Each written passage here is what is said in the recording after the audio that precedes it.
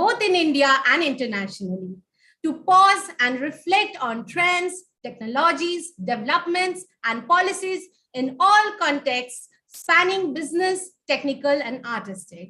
It also serves as a platform to help develop business opportunities for all the stakeholders. Given the rising viewing standards and consumer appetite coupled with the proliferation of OTT platforms, TV shows, and films, the VFX industry has risen like a phoenix and is ready to soar. The VAM Virtual Summit is all set to bring leaders of the industry under one roof to discuss the scope, challenges, applications, and visual effects technologies and honor the best in the business with our dedicated full-scale VFX awards. We will be addressing 3 key themes throughout the course of the summit. The key themes are films and series, business and policies, and technology. There will be dialogues, presentations, and panel discussions surrounding the happenings of the VFX industry, and the prolific speakers will throw light encompassing these themes with respect to the current VFX situation. There are interesting sessions lined up on all days, so make sure you log in every day in the afternoon and stay connected. We too are excited about the enlightening conversations and discussions with the industry leaders that are going to transpire over the course of these 4 days. We would also encourage you to share your perspective on the day's proceeding through your social media accounts. While doing so, don't forget to tag our official social media handles. You can use hashtag VAM Summit in your posts. We can be found at Animation Express on Twitter, Facebook, Instagram, and LinkedIn. Before we begin, we would like to thank our advisory committee members, Anil Banbari, A.R. Shesha Prasad, Akhori Sinha, Biren Ghosh, Jollydeep Kaur, Kaveri Bamzai, Shreyans Bardia, Suchit Mukherjee, Tim McGovern, and V.K. Gupta. We would also like to thank our presenting partner, Unreal Engine, co-powered by partners Technical and Creative Studios and Yota, and associate partners Autodesk, Abai COE, and Disguise. So without further ado, let's begin our day. We would like to welcome Mr. Anil Banbari, founder, chairman, and editor-in-chief, AnimationExpress.com, to share a few words about his vision for this year's initiative. Hi, thanks, Poonam. That was very, very lively and very, very inspiring the way you spoke. I hope the next 4 days are going to be also very inspiring for all those who are taking part in our summit. And, you know, we're already in the second edition of the VAM Summit, or the VFX and More Summit. Last year, when we thought about it, was, you know, it was looked like a pipe dream. You know, this year, I believe the teams and all the advisory board members, we've all worked together, you know, to take it a step even higher than it was last year. I hope everyone will agree, you know, with what with the efforts that we've put in, the advisory board, the team at Animation Express. I think they've done a fabulous job. You know, good storytelling is at the heart of any piece of entertainment. What's making this good storytelling even better these days is the use of visual effects.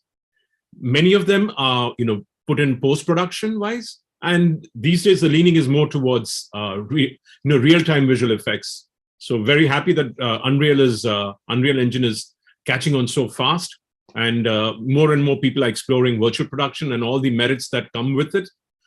We at AnimationExpress.com, which is part of the 21-year-old IndianTelevision.com group, are happy to deep dive, actually, along with many stalwarts from the industry, into this fast burgeoning world of VFX. Our estimate is that, you know, this over the last year touched about 4,000 crores. Almost 80% of that came from overseas business. And 15 to 20% of that came, 80 to 85 from international business, studios doing work for international clients, and 20% came from the domestic filmmakers, who then relied on VFX to make their storytelling even better. But the good news is that the web series front, on the originals front, we're having a lot more, and also on the original films front, we're having a lot more investment going into VFX. So next year, we expect those numbers to change a bit. You know, the percentages to change a bit at least. We had a fabulous advisory board, I must tell you all. which reached out to their connections internationally and in India to help us put together what I believe is one of the best get-togethers for those who transport us into the world of make-believe. And they make that make-believe seem so real that we believe that it's real. A big thank you to each one of the advisory board members for their valuable inputs and for reaching out to their Rolodexes and dialing those important numbers and connecting us with those right people internationally and domestically. We are really hopeful that VAM 2022 will help take industry forward, especially the great forward-looking sessions and the insights that short breakdowns will provide to all. I would urge you guys to be very, very interactive during the next 4 days. It only helps us to get better as we go along. Please go ahead and tweet, share insights that people are sharing, and spread the message of VFX and more to the world at large. At the end of the day, we are looking at making this one of the most recognizable initiatives across Asia and the world, the VFX and More Summit. And look forward to your participation in every way that's possible.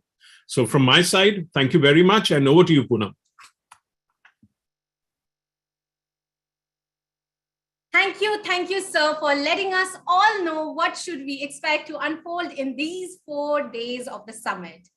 So with our summit being divided into different key themes, today's key theme is business and policies.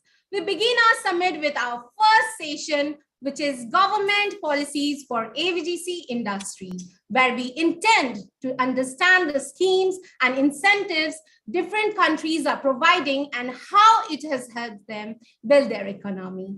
To share their views, the same, we have our eminent speakers, Mr. Ashish Kulkarni, Chairman and AVGC Forum FICCI and founder of Pune Yug Art Vision. Viren Ghosh, Technicolor India Country Head and CII Chairman, National AVGC Subcommittee. And Jayesh Ranjan, IAS, Principal Secretary of Industries and Commerce and Information Technology Departments, Government of Telangana. The session will be moderated by Anil Banbari. We will welcome all to the VFX and More Summit. Over to you, sir. Thank you very much. I hope everyone's put on their cameras and their mics. Jayesh, Biren, and Ashish. Ashish, are you around? Okay, if Ashish is not around, I'll begin straight away with Jayesh.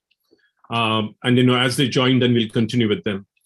So Jayesh, I mean, why did you all look at the AVG sector as a sector that you all would really like to promote for Telangana? Yeah, so first of all, good afternoon, Anil. Good afternoon, fellow panelists, all the participants, attendees. So let me go back a little bit in history. I'm sure everyone will know that Telangana is a new state which got created in 2014, June 2014, roughly about 7.5 years ago. And because we were a new state, we were given the complete freedom that you can identify your priorities, you can set new policies. Nothing of the past should tie you down. There are no legacies. You should look at everything with a clean slate, so to say. So I was the IT secretary then also, as I am now. And what we did was that we decided to understand what exactly have been the strengths of Hyderabad, but which way is the world moving? I mean, it's good to know what your strengths are, but you should also keep up with the global trends. What is the projection for the future? And so on and so forth. So when we were designing our IT policy in 2014, we got to know, of course, not that it was a big secret or anything, but we did get a very good understanding that Hyderabad has a reasonably sized AVCG industry with a huge potential to grow. I mean, they were not making big time news at that time in 2014, etc. But the critical mass, as they say, that there are at least 40, 50 companies. There are some founders who are very bullish about this sector. They want to get the sector move forward.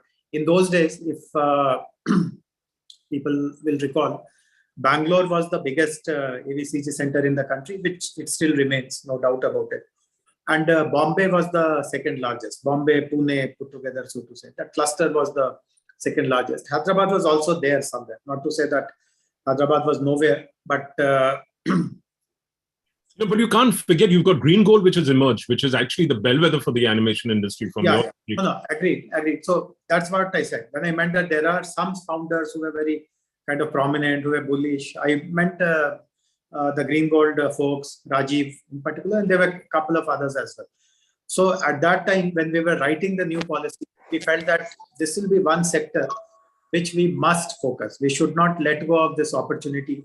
And after the umbrella ITO policy came into being, we had also decided that while the policy will be a very a policy which will show our aspirations, our intents, but the nuts and bolts of what exactly will the government do will come out in the form of sectoral policies. And I can recall now, 6 years ago, the first sectoral policy that we brought out, actually two policies that we brought out together, more or less.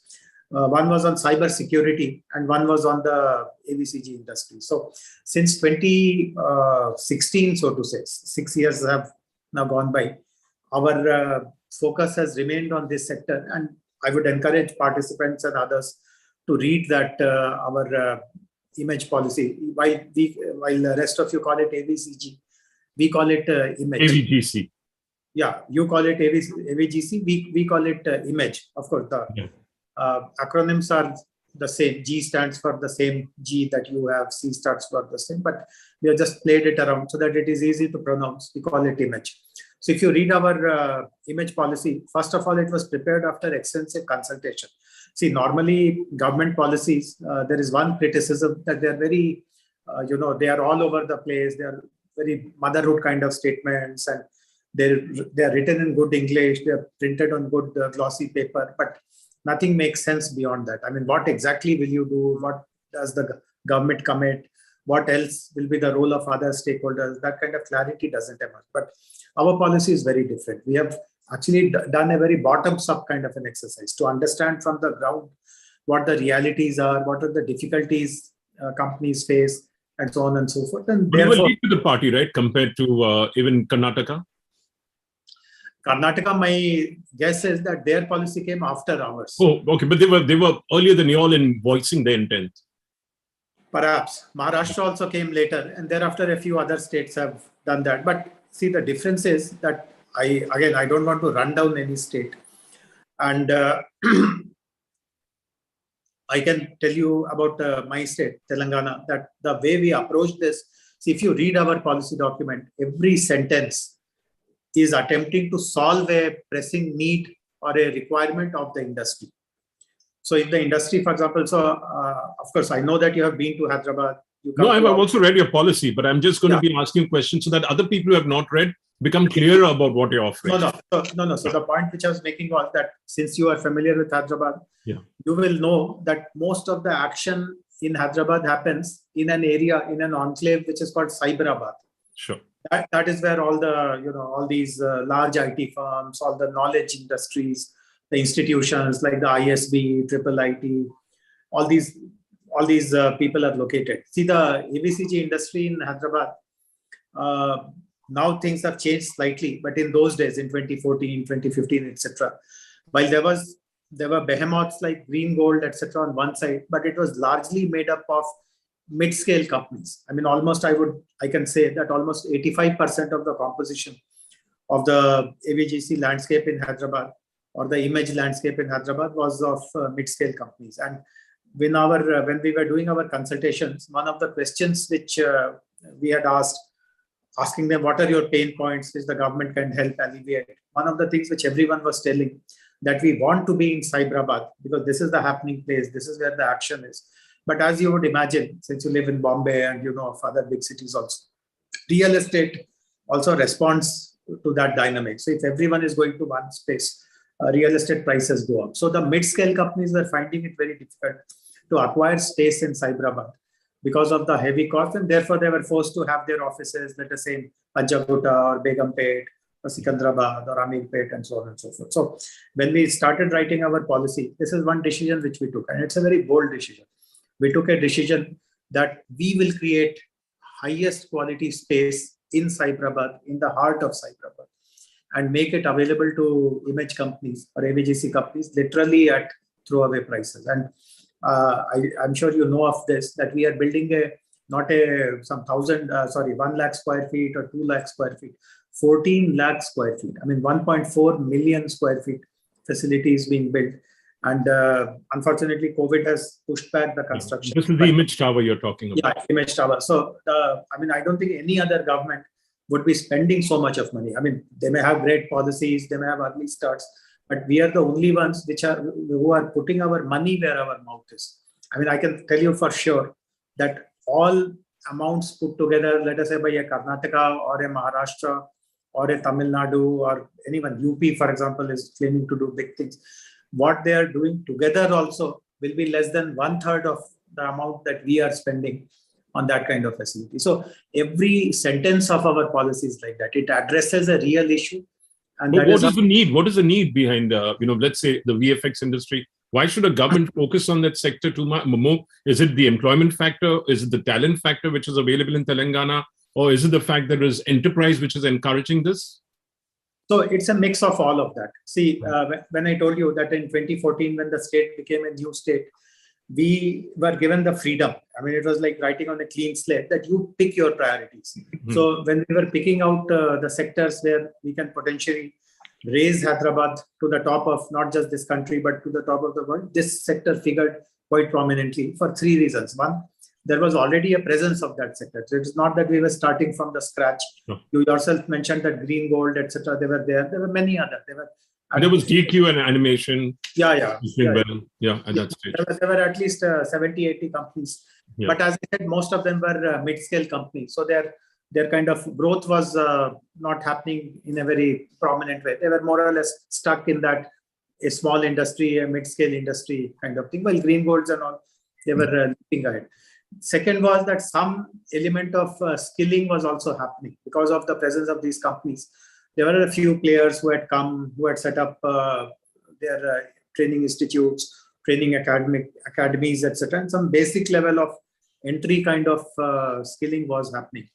Third thing, which also gave us a very good sense of optimism, was that while the industry was small, it was already having global footprints. So many of the studios here, they were getting work from abroad, from studios of the West, and they were delivering. So internationally also, there was some recognition that quality work happens in Hyderabad.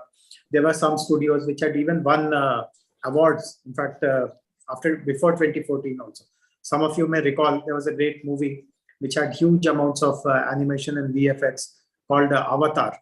And lots of that Avatar work was handled by Hyderabad-based studio. So that reputation was there, and so on and so forth. And of course, the employment factor is also important, because when we are looking at the regular IT industry, as you would also know, the regular IT industry is biased towards, now it is slightly gradually shifting, because things like data annotation and all those kind of skills are also coming. But other than that, the IT industry is typically biased towards people who have a BTech degree or a BCA or an MCA, who have studied in a college, who speak some amount of English. So obviously, I mean, let us say someone else is there who did not go to college.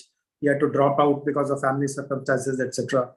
At grade 12th itself, he's in a rural or a semi-rural kind of a scenario. So we found that this is one sector which has the flexibility, or the range rather, to absorb all kinds of jobs. So for multiple reasons. And then we felt that while we knew that Bangalore is the biggest in the country at that point in time, we also got a sense after talking to industry leaders, etc., and domain experts, that it is not that India is defined by Bangalore.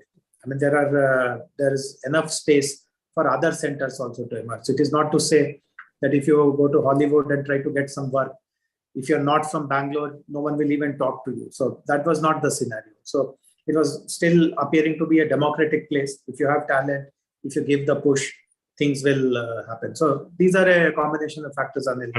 Yeah. Because of the government took it, and I can also tell you that in hindsight, now that 6 years have gone by, the effort which the government has poured, the interest that we have taken, all that has been proven right by some very amazing initial results, encouraging results that we have seen so far. We'll come to the results later. Now let's go back to industry, to Ashish and Biren, who are here, who are both representing National Association and wings which are really encouraging AVGC. So Ashish, what is the importance of government support in this sector? How important is it? See, the the fact is that the the particular vertical within the industry requires an hand-holding because uh, of very critical small issues that industry faces. And the uh, like Jayesh Ranjan Garu talked about the skilling aspect, for example. Now, the skilling has to really go to the tier 2, tier 3, tier 4 cities as well. It's not that we need to really develop something which is, uh, a city or a metropolitan area. The reason being that we are an industry which is based on the creative talent. The basic requirement to be in our industry is about creative arts, performing arts, design, and uh, the writing skills and few other things. Now, these skills are in ample in the rural areas. They have original thinking. The urbanization actually kills many of these original thinking mechanisms because it structures your mind in a very different way. And that's why you will see all the reality shows of skills. The best of the talent come from the rural areas because they are very raw, they're rustic, they can contribute to a great extent. Now, how do you really encourage? Because people will have to, at the end of the day, to find their space into the industry or to make a name into the industry, they have to come to this place. And that's why that journey has to be smoothened out. And that's where you require a government intervention. Second is that it's a reality that when India became independent and we had set up our education policy, we wanted to become an industrial nation, and it's not too far back. It's just about 75 years, but we actually set English, maths, botany, zoology, physics, chemistry, biology, history, geography, civics, and economics as top 10 subjects. We forgot about creativity, performing arts, and design and sports, which actually is a very significant balancing factor, and it's a parallel level playing field for most of the people. And we say that being literate alone in this country is not enough. If you're not literate and creative at the same time, you will still struggle for your livelihood. So what does this industry really brings about? It brings about a balance. It brings about a power to the soft power that is created in the country, and it also brings about an unique storytelling feature that the industry really requires. And that's why the government intervention is critical, because you need spaces at a different cost. You constantly get compared with the IT industry, but not to forget that when IT happened, the IITs were already there, the private engineering colleges were already there, and the whole force was already there. But then when our industry has built 106 years of history, and we became the largest number of film making country in the world, we still didn't have educational institutions formally supporting it. And that's why the intervention is required. Second is that the IT might be able to afford 100 rupees a square feet to 200 to 300 rupees a square feet space, or maybe some of the multinationals who come to India can afford that kind of a per square feet rate. But then if the industry is more entrepreneurial and people will have to make original content or to provide a service from a smaller budgets, you need to really support these people to enable those businesses at the right thing. And that's why what has happened in Telangana and what kind of rates they're going to get the space at a very prime location like Cyberabad is a unique offering through the policy. And I think that's where you bring about a level playing field for the international deliveries as well. So much so, I must tell you, in Madhya Pradesh, we brought in around 7 companies from outside right now. And we just formed an association. We are designing the policy.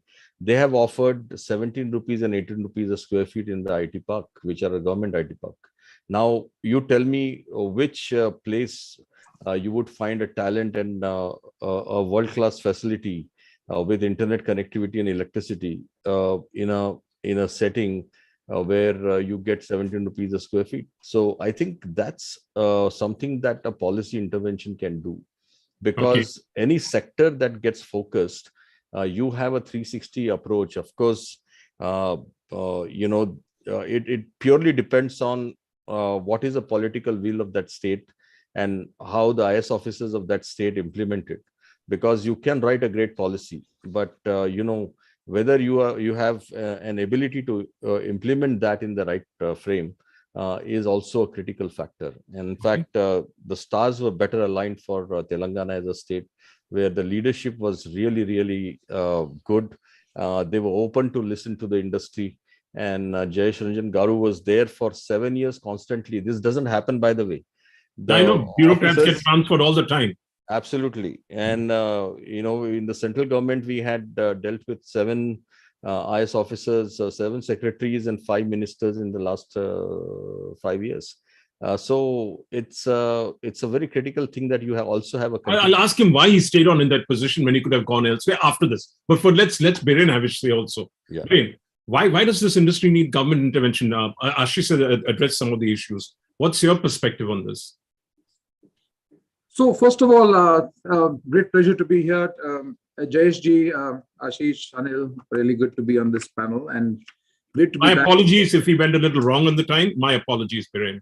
It's okay. We are at VAM, and I think the industry is going wham bam, and we are at VAM, so it's all good, right? Thank you. Okay. Yeah. So I'd just like to start by saying that I think industry follows opportunity. And if we look at what's going on around us, the things have changed very rapidly. In fact, I'm wondering whether any policy can last more than 2 years, because a policy has to be a living document. And I think we've touched upon the fact that, to my mind, a policy is only as good as the ability of stakeholders to harvest the value from its issuance. Okay. So Mr. Ranjan, has issued a great policy. Karnataka has issued a great policy. Ashish and all of us are driving policies in many states. But a policy can remain on a shelf, and it will say that 20 things have to be done. But beyond that, I think it needs for the stakeholders, right, from academia, from industry, etc., to be able to leverage that. So this is very important. And I think the other part is that, so I came back right now from the grand finale of the Elevate program. It's the 3rd program in Karnataka, where we give 100 companies across the sector up to 50 lakhs of rupees. And this is the third time it's happening in 3.5 years. And from those 11 companies, I can't say what's going to happen because the final investment committee will meet. But on an average, 4 to 6 companies get funded. Now, these are green shoots, and that happens as well. There's also, I'm part of the investment committee of Kitwen, which has had its 4th fund in the last 10 years, the first 3 being in the IT sector. So they have great traction and understanding how to do. So ultimately, you can have an intention, but you must also have a wallet.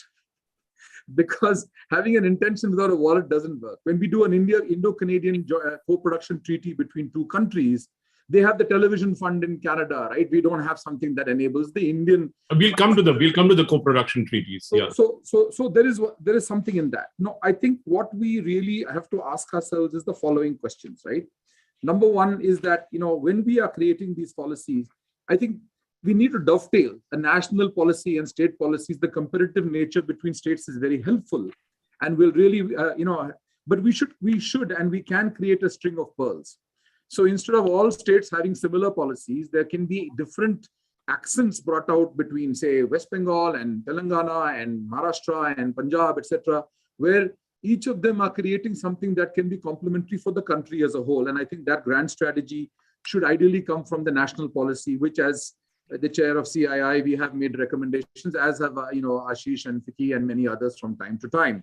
And I think that's beginning to see the light of day with the announcements that just took place in the budget, as well as from the Prime Minister in the webinar that we conducted a couple of days ago. And I think, therefore, it's really important from our point of view to see how to create a network effect. Any country, whether it is UK or whether it is Korea or whether it is Canada, has been able to create a network effect by cross-connecting independent entities in TV, OTT, games, design, academia, media, people like yourself and the platforms that you have for the industry, these need to have a very deliberate and strategic interconnection in order to leverage something that becomes a statement of intention. So I think that's something. And then I think we've touched upon this, but what is education versus skilling? What are products versus services? What is ownership versus management? What are funds versus grants, right? And you know how synergy happens. Synergy never happens on its own. Synergy happens when people in this call and others, they remove the barriers that come in the way of creating synergy. Synergy happens on its own. So all we are doing is taking out the impediments, the things where people get stuck. I'm actually quite optimistic that if we don't do anything, the visual effects industry will grow immensely as it has grown in the past. And why do I say that? If you look at one thing, and Anil, you're very involved in that sector. If you look at the OTT sector, right? If you look at the OTT sector, it has put in something in the region of, I was told, $665 million into fresh content in India just in the last year, right? And 380 of that came from the four players, not to mention the fact that the Indian players, right? The Z5s and so on and so forth, the Voot and the MX player have done extremely well. Now, what does that mean? It means that if you look at it, if I take a conservative 15%, and by the way, many of those productions have more than 15% of their budget as VFX, but at a conservative 15%, it means that we had a huge 1,000 crores of revenue around OTT in the last year. And the number, of course, there's no database to confirm that, but it's not difficult to extrapolate that number. And we've always associated VFX with the big tentpole movies with thousands of shots, right? The robots and the Bahubalis and the Ravans, and of course there are many, many more being made. But don't forget that the revenue of film in our country is 9% of our total M&E, right?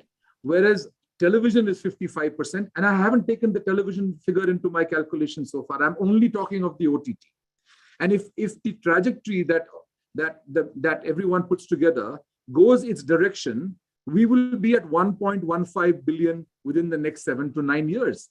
So, I mean, the visual effects industry requires, therefore, a very different emphasis. So we've got the demand side well organized because it's there, right? And I'm not even getting into the international work and all of that stuff, which is 75% of the industry already.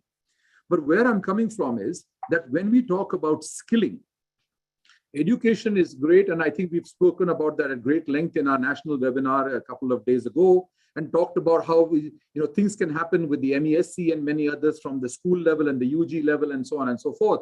But today's need, and we'll miss the bus if it doesn't happen, is skilling, because that's really where, as we said, the studio that I run is 6,000 people that got paid last month, right? Now, in this, many of these people have really come from all over the country in tier 2 and tier 3 towns. And imagine that with the disruption of the pandemic, we've also figured out ways by which we can create several hub and spoke models. So, for example, the wonderful image star that Jayesh Ranjan Garuji is creating was supposed to be a destination, but now it can be just a hub, and it can actually service many places much further than its original intention, right? So these are the changes that are coming about. And as you probably know, Anil, we have created here a 32 crores have gone into putting up the Center of Excellence in Bangalore, which is a great test bed for what we'd like to do in other locations as well. And what is it? If I was to simplify it for this audience, creating a center like that should act as a WeWorks for media, as a WeWorks for content creation. Because when people are small startups and they're 4-people teams and 20-people teams, they need to go somewhere, plug and play, and not worry about data center, storage, render, networking, connectivity, right? So this is not new to IT.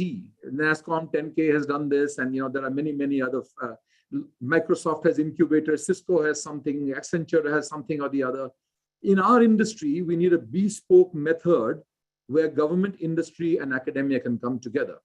What is the government's role? To the question of this topic for this afternoon, the government has to do the heavy lifting of building the roads. we in industry and the citizens will buy the cars, drive on it, and make business for ourselves and for the country, right? So the heavy lifting is how do you build roads? Those are the expensive things that need to be done. So there are proposals which have been provided by us even last year, from CII across broadcasting and AVGC and all sectors. Can we look at media and entertainment as an infrastructure industry? At one level, that's what you require. And if that can happen in 10 or 15 cities where you create the basic enabling infrastructure, then what happens is that people can come and play on that platform. And I think that's what digital brings to you. So I'll pause here because I think... Yeah, you still haven't answered my question. Yeah. Why do we need to give a special hand-holding for the AVGC sector? That hasn't been answered really, because I believe in India, I believe most other countries have used, soft power to build economies, whether it's the US, which has used soft power, whether it's Korea.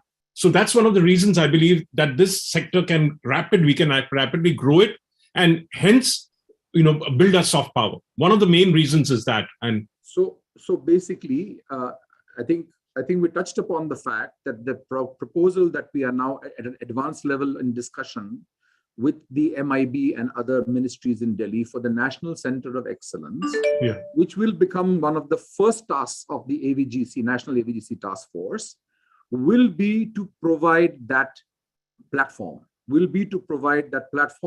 of global and local engagement in order for skills beyond education, skills, infra, incubation, acceleration to take place. That cannot be done by a private industry. The Abu Dhabi Media City did not work because they just took an IT park kind of building and said, now you can have a media city here. And Cartoon Network went there and they just found that once they produced things, nothing could happen with it because it didn't have the robust nature of what requires to be done, right? I sit in 13 floors of a big IT park in Bangalore, and we have to draw an electricity line, which costs us 1.1 crore per building from the nearest substation, which a small company cannot afford.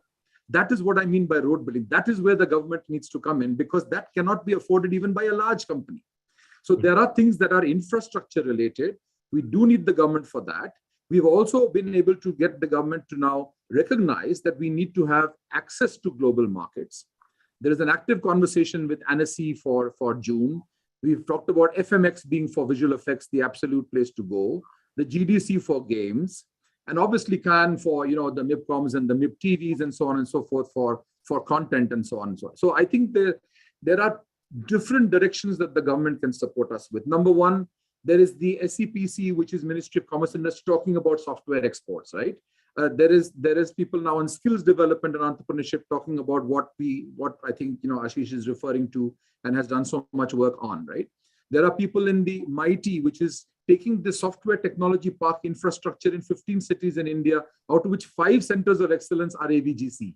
In Guwahati, in Shillong, in Imphal, in Jayesh ji knows, I mean, he's supporting the one in games in Hyderabad, right? So there are many things at play here where the government has to take the heavy lifting and allow the industry and startups and entrepreneurs to really dance on that platform that they create. They build the roads, we drive on it and make business happen. I think that's the answer to your question. Thank you very much. So Ashish, Anil, what Biren was saying is that we look at the future, but look at the history also. Just about 10 years ago, if any filmmaker wanted any visual effects, or even ad filmmakers, they never used to believe that India could. Bangkok, Singapore, wherever. Absolutely. They never believed that India could deliver. Today, the world thinks that India can deliver, and India is constantly delivering. You look at the credit of any movie whatsoever, which comes from maybe Japan or which comes from Korea, which comes from US, you will find some of the Indian names to be there. And I think that's something that industry has very strongly pushed. But the thing is, if this movement had not happened from the industry and with the support of the government, we would have still been looking at these skills from outside. So that situation has drastically changed. Second thing is that the national AVGC policy that we have recommended 2 years ago, which is doing rounds with Niti Aayog and other ministries as well. The every single aspect of it has been well thought of, keeping in mind that we want to become a superpower in this space by 2030. We require 20 lakh workforce on the core level, which is the direct employment. Indirect employment is more than that.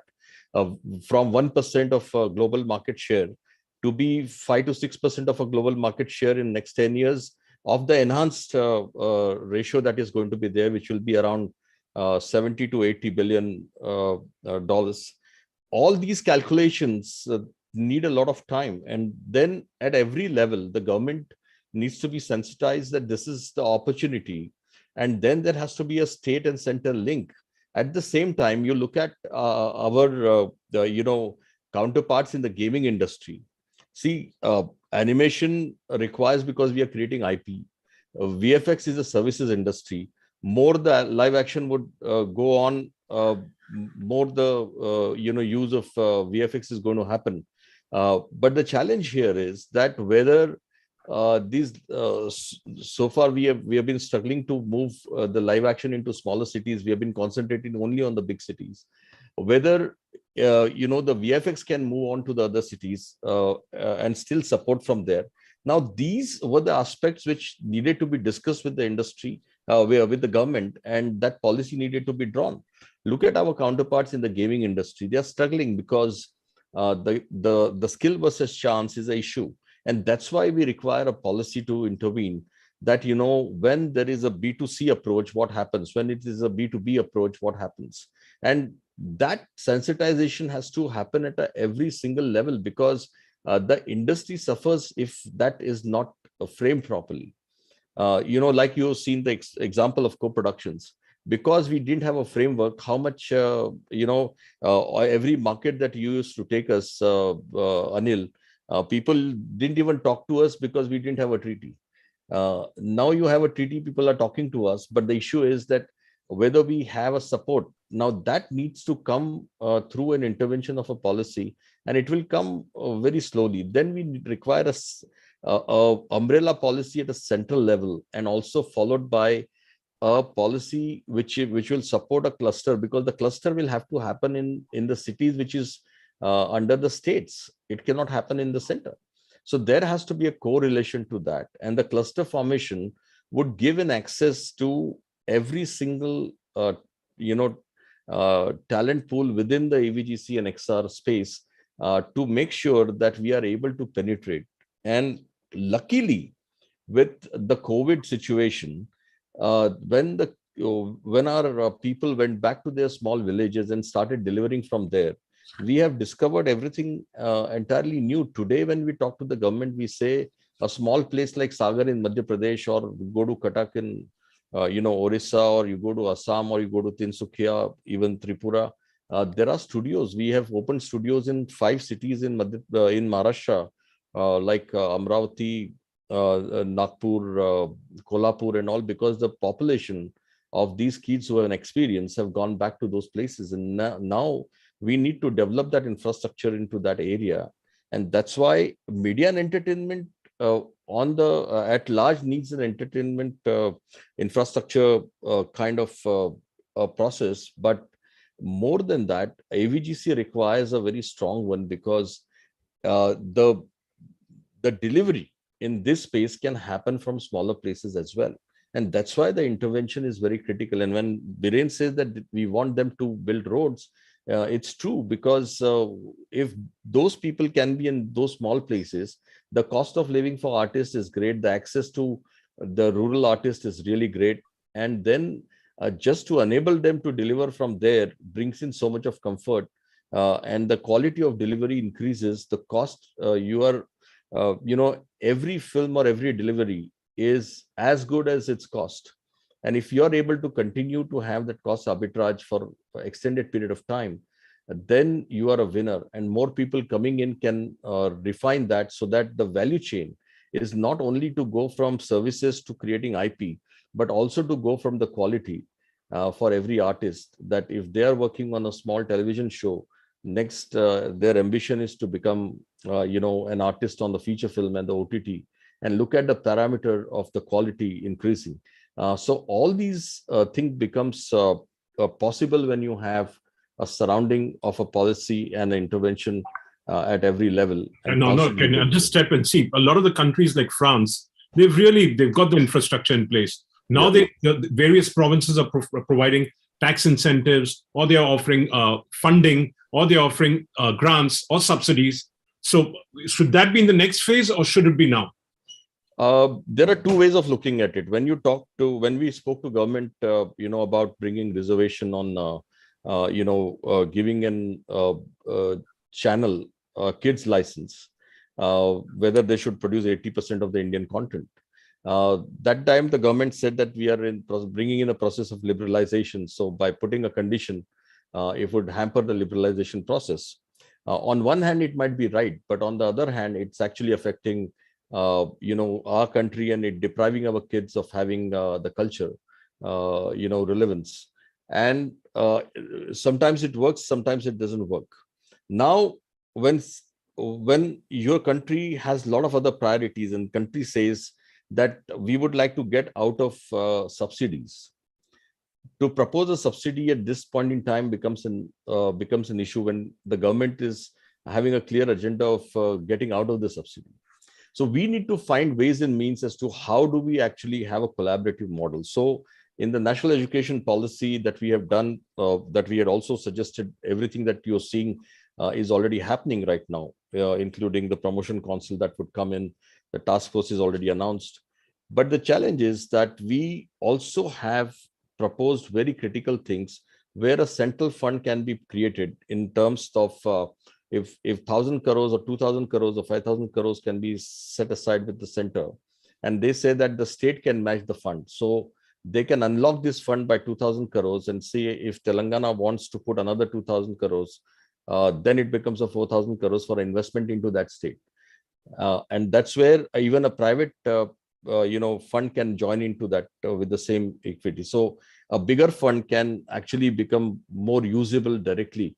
So we have created a fund of funds into our proposition, which can bring in a private partnership, which can bring in a state center partnership, so that you can unlock it in a very different way. And you can actually have the IDBI Bank or SIDBI to also look at monitoring this kind of a fund. So then you have proposed something very different, which can actually be useful for the industry. Okay. Can we move on to Biren now? Because Biren and JSG have been quiet for some time now. Let them also come in and deliberate on what you've just said. Yeah, Biren, would you like to step in, and then JSG can come? So Anil, I think there are 2 or 3 parallel tracks that go on. I think all of us, we need to keep the wheels, the engine moving forward. We need to make plans that things will go a certain way with the government intervention and funding. And then we also need to know that if things like COVID, etc., have come about and the funds get diverted, we shouldn't be left behind. That doesn't mean that we shouldn't be, trying to go from 1 or 2% of the world market to a higher level. So I do think that there are 3 things at play here, and people struggle with it. We are talking about the craft, right? It's both art and science in the production of, let me say visual effects, although it affects the larger industry because that's the conference. We're talking about technology, which is a wind in the sails, right? There are a lot of things that have been disrupted in the last 2 or 3 years. And I think, Anil, on other forums at Animation Express, we've talked about, and I think and tomorrow is a day on technology. And we will hear from people in technology, how technology is making things in some ways faster, quicker, and better across all of the film and television industries. Our conventional industries are being influenced and benefited by the new tools that are coming out, right? I think we've got sessions by Epic tomorrow that ran a fantastic contest across 14 studios in India, which are being featured tomorrow. And all that is to seed the new ideas of where you needed hundreds of technicians, hundreds of camera people, different locations, going to 7, 8 places. Today, with the world that got disrupted, technology can still do that for you, right? Beyond the camera. So that's the art and craft side, that's the technology side. Then the other part that is really important, and I think that's where the IP story is very important, is the commerce and the business side of it. Many people who are in the arts and many people who are technology don't have the wherewithal, they don't have the mentoring, they don't have the ability to go out into the world and make sure that they look out to see what they should do in terms of honing their craft and their IP and making it happen. So that third part is also really critical.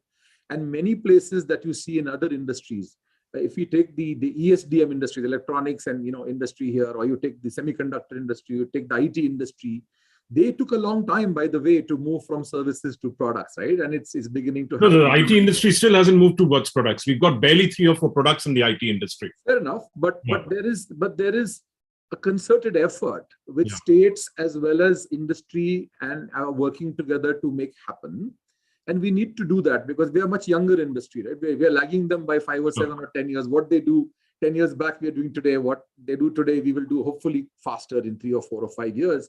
And that is, I think, where these circles, these 3 concentric circles of the arts and sciences, the technology enablement, and the business side of it. So where should we put our money? If we were to be today investors and not people who are participants in the industry, we would put our money where we think we can have the fastest return. And that's where I'm suggesting that the government has the ability, like the project of the image tower, right? And others. You bring other people into this fold and create it. If one of the people that did this most successfully, Anil, as you know very well, and you've met them for many years, is KOKA in Korea, where they actually made sure that at a provincial level, they created enabling infrastructure. And I've been seeing on the chat that people are saying, hey, infrastructure already exists, but I'm not talking about just broadband. I'm talking about customized spaces that people can come and play in. So today, if someone wants to start in Bangalore at the 30,000 square foot place that we built, they pay 5,000 rupees a seat. Some of the people who are founded the company I sit in today are a startup. They have 40 seats there now, right? Those guys have got 40 seats now for the last 8 months. They started with 10, it's gone to 40.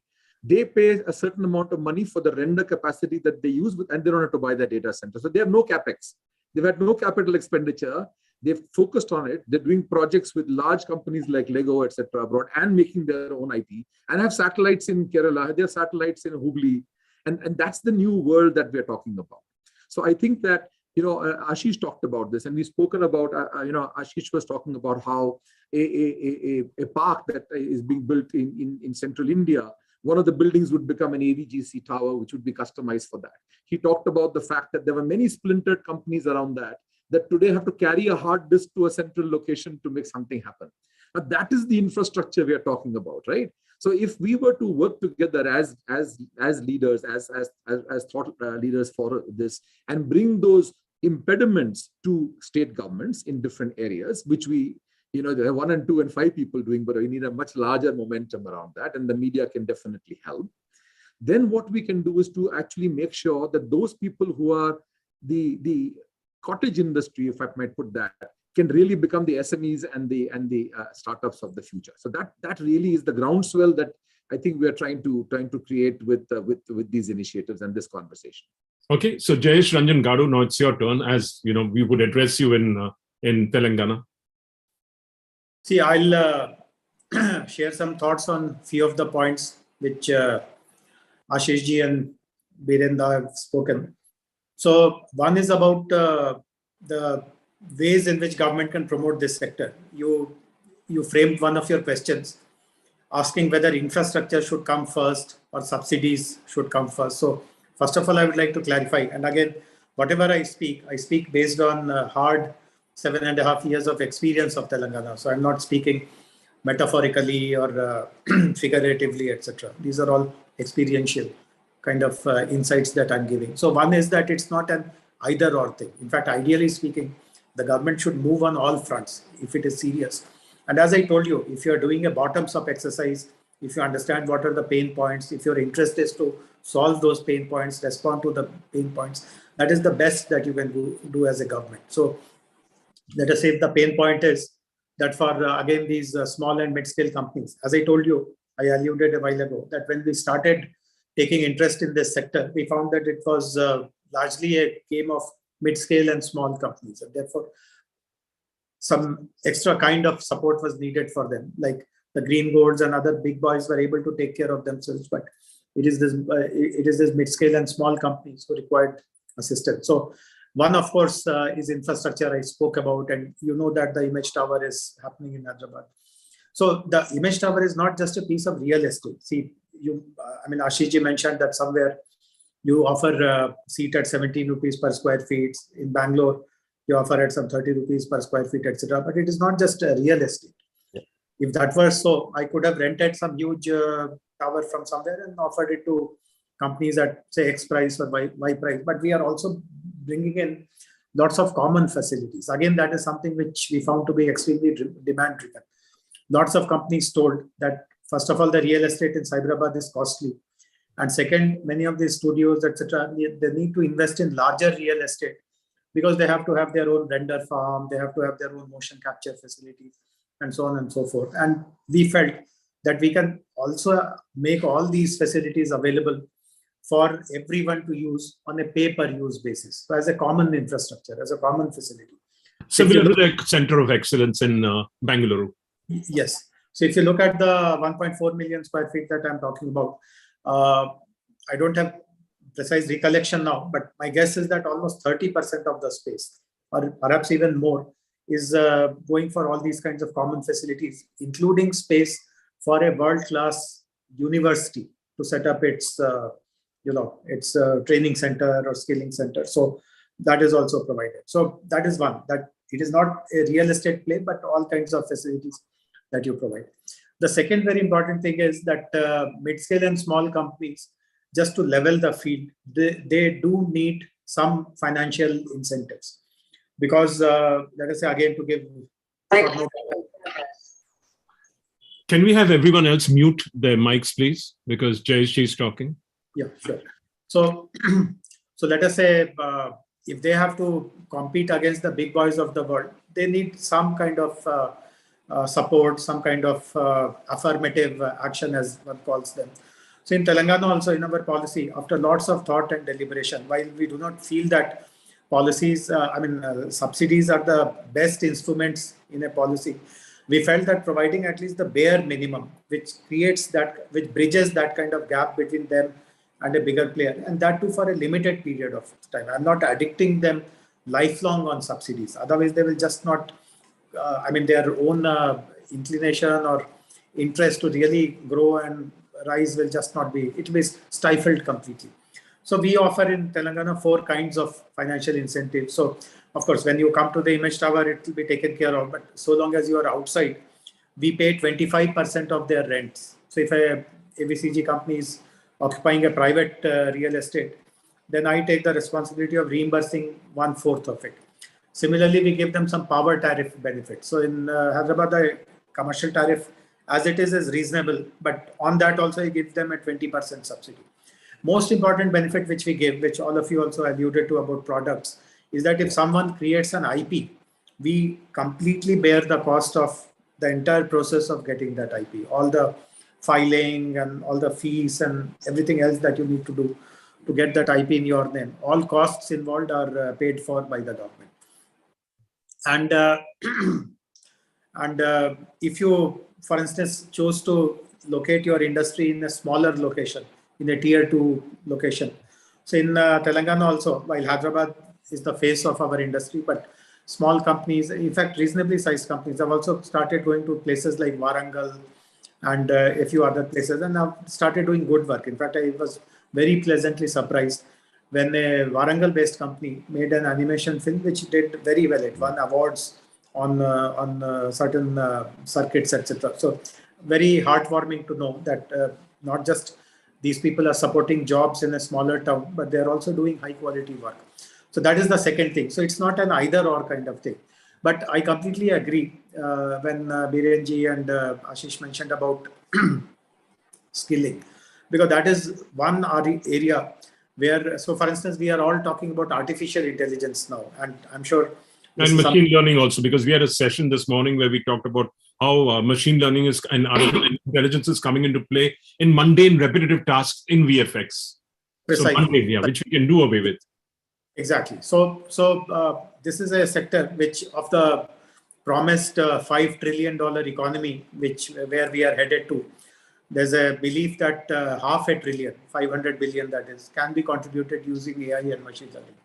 But the caveat is that this will only happen if you have enough number of skilled people who can run the algorithms, who can manage the data and so on and so forth. And therefore, there's a very valid concern that there aren't enough people.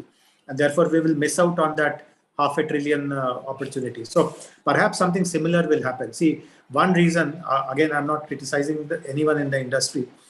The fact is that the pace at which advancement is happening elsewhere, technology advancement is happening elsewhere. I can share this with you. I mean, not to say that Birendra and Ashish don't know of it or you don't know of it, but I mean, just my experience that in a few years ago, I visited some great studios in the US. For instance, I went to DreamWorks. I mean, I'm meaning as a part of a delegation led by our minister. We went to DreamWorks. Electric Arts has a presence here in Hyderabad, as you would know, a long-standing presence. But their headquarters is in LA. So they were kind enough to take us to their headquarters in LA and show us around. And the kind of technology advancement which some of these companies have, I don't really see it happening too much here. Lots of work is good. For example, as many of us know now, Bahubali is today the gold standard for the best VFX that we can ever imagine coming out of India. And I'm sure everyone knows this, that all that has happened by studios based in Hyderabad. So they have also upped their game, but there is a big gulf between the small companies, mid-scale companies, their technology advancement. So I completely agree with what Birendra said, that policies cannot remain static. So while our policy has seen 5 years, and obviously typically government policies, there is a sunset clause after 5 years and we need to rewrite it. So we will be attempting to rewrite it, but while we'll retain most of the elements of the earlier version, some new things. So for example, technology advancement. So I'm now very keen that instead of giving them some few thousand rupees of rental subsidy or few thousand rupees of power bills discount, etc., I will create a fund through which, if they want to create some new, I mean, if they want to get some new software or work on some advanced technologies, those kind of things will be supported. So that is one area where I personally feel that we should, as a government, encourage the industry and the industry leaders also. Fortunately, in Hyderabad, they have a very good association. The industry has a very good association, which is called TWAGA. So I'm trying to seed this idea into this association, that look at the small and the mid-scale companies and help them move up the technology ladder. While you keep asking me to give this to them, that to them, which is fine. I agree from where are you coming into, but help them move up the technology ladder also. Yeah, but I would also just 1 minute, Anil. In fact, yeah. I want Jayesh Garu to give an example of T-Hub. In fact, it's the best incubator that India has created. And I once went with Jayesh Garu to T-Hub when we had the inauguration and subsequently after a year. But I could see a very interesting media and entertainment technology startups there. I think this encouragement really helps, because the objective of existing studios is so focused on delivering content that they don't go into innovation. But what T-Hub has done is, by actually getting an encouragement in creating a media and entertainment technology, that is significant. So if Jayesh Garu can talk about it, I think that happened because of the government intervention. Yes. May I also just request Jayesh ji to touch upon, because I think with Task, Jayesh ji, what we've created, and we have all spoken there. I've spoken there every year to, I think almost every student is connected through Task in the whole of Telangana. And it's such an amazing way to reach out to people who don't know the opportunities of a particular industry like AVGC. And therefore, that information itself makes them go back and think about, hey, there is a career here for me to think about. So I think maybe as you touch upon T-Hub, maybe a few words on Task would be greatly beneficial to the audience. Yeah. So thank you, Birendra and Ashish ji. But I'll help all the viewers understand the context. See, these are institutions that they are talking about. T-Hub is an institution to promote innovation and entrepreneurship.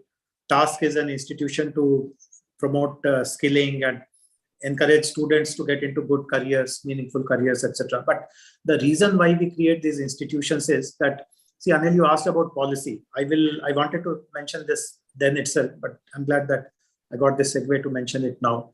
I was telling that in India, there are 2-3 things about policy which people typically comment adversely. One is that it's very motherhood, very aspirational, with very little understanding on the nuts and bolts. So I told you that we did it in the other way, the bottoms up kind of an approach. The other criticism which is mentioned about Indian policies are that they read very well on paper, but nothing happens on the ground. I mean, nothing is implemented. There's a big gulf between what your intent is and what eventually happens on the ground. And one of the reasons is that no one takes responsibility for implementing it. For example, I'm the IT secretary, and I confess that I'm the IT secretary for 7 years.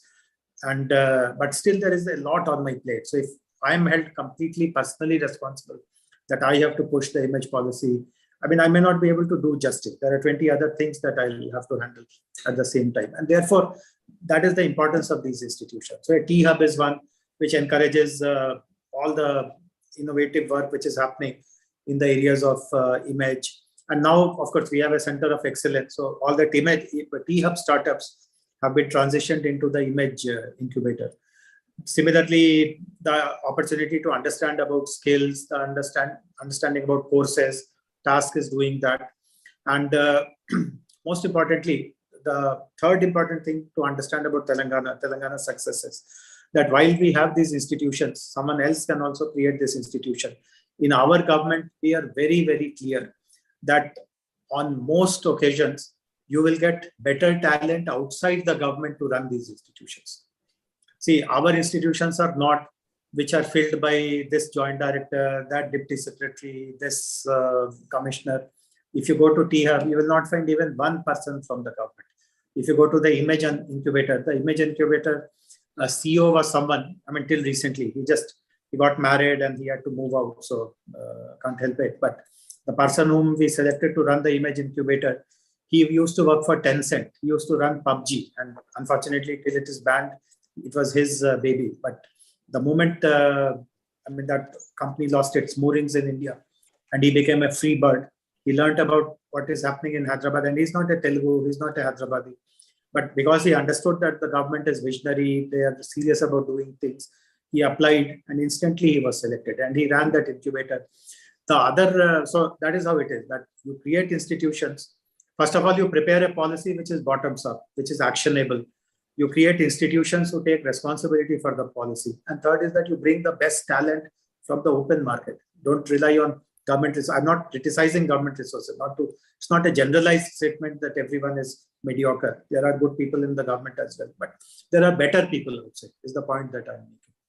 Okay. And one last thing, you may be closing it maybe in the next 5 minutes. The last thing is that we also have been successful in creating a very strong affiliation of top academic institutions to partner with all the activities which are happening in the image innovation world. So, for example, in fact, it's a nice coincidence. I'm right now sitting in the campus of Triple IT Hyderabad, which some of you would know is considered to be one of the best institutions in the country for computer vision, for deep tech. So this institution has a formal partnership with our T-Hub as well as with Image Incubator, and lots of new ideas related to machine vision, etc., computer vision, etc., are being promoted through our startups. Yeah, so I wanted to add a couple of things here myself, with your permission and with Biren and Ashish's permission. See, the point is NFT and the metaverse are going to offer opportunities for the VFX and the animation sector going forward because of digital assets that are needed. There'll be a flurry of activities. Where should this come under? Is it under IT? That's one question. Secondly, as far as VFX is concerned, because we are focusing more on VFX, the academic institutions aren't really training people very well in that area. That's a challenge this industry faces tremendously. And therefore, a lot of internal training has to happen. I mean, I'm sure Biren has an internal training exercise. I'm sure all the other studios have it. So, and how we can skill these students in the sector, the newbies in this sector who are, finishing schools in different companies. Those are other areas where probably support can come from government. Is another area which I think could help in some way. I don't know whether Biren and Ashish want to respond. If I may just address that, I think you raised a really important point. in all content creation, the short film informs what happens in long form later, because the risks are much higher as you go to TV and movies. Yeah. When we go sometimes to Annecy, for example, we see I see the student category of films, because they are more risk averse, and the things that they create today become mainstream in a few years' time. So we have the advantage of almost 80 to 90 short films we create monthly. The Super Bowl Sunday happened last Sunday, and that is where every brand in the world wants to get the maximum exposure. And we created 39 short films for the best brands in the world. And that was tremendously experimental. I wanted to add to your point by saying that in the pandemic, visual effects has created events. We had 5 of the biggest hip hop artists that we actually created for the Pepsi the halftime for the Super Bowl. We've actually done stuff which is, so EdTech, your question about which industries, whether you take EdTech, health tech, fintech, R&D, the Dassault Aviation here, everyone here is now using artists that we train. We actually ran, to your point, 69 academies of 20 people each in the last year. That's 1,400 people, right? This year, we need to do more than that because the catchment is not available. So Indian industry, not just my company, but Indian industry carries that burden of actually paying people, or spending time and spending infrastructure to first get people up to a certain speed, and then be able to do what you do for your business, be it services or products or whatever the case might be. But this short film story is revolutionary, because now brands are seeing visual effects is coming in, because movie making is no longer picture and sound. It's no longer that. It is multi-sensory, to the point you're making. And so understanding psychology, understanding the mind, what kids want to do, the engagement, the 360 universe that we stitch imagery for, is all the new world that we are in. And I think, encouraging people, and I will reach out separately to Jayesh Ranjan Garuji and to my friends at Twaga and to other associations. We need to create lots of competitions, lots of short films that will actually help people to, come up on their own, engage with schools, etc. Because that is something which will actually promote, the long form and what we need to do with people in a bigger way, in a very practical way. That I think is a good clarion call. Maybe Anil, in time for VFX and More 2023, happy to partner with Animation Express to launch a VFX short film competition or something like that, which can be really, really powerful. Yeah, absolutely. We are open to that idea. I'd like Ashish to respond. Yeah. See, you mentioned about metaverse. You mentioned about NFTs. Yeah. I'm an advisor to one of the NFT companies from Hyderabad itself. 3 youngsters from animation industry started this company called Bullion, doing extremely well. The platform they created is Viswa, the marketplaces. So we are putting together an animation production pipeline through blockchain, by the way. It requires communities, and that's why these associations are a unique feature. It's all going to come together. But more you see to the whole opportunity in the AVGC sector is that we have a film, the way it was traditionally done in the last 30 years, is getting more and more share of visual effects, more and more share of technology, and the dependency on visual effects and technology has become so so much that earlier they used to shoot a film and they used to say isko kuch kar do, isko enhance kar do, aisa karke aate the, budget bhi nahi hai. Today, after intervention for last 2 decades, at least every single director and producer is pre-thinking about design of putting, Biren said, like 15% of the budget of the film. There are films which have been thought with 50% budget of visual effects.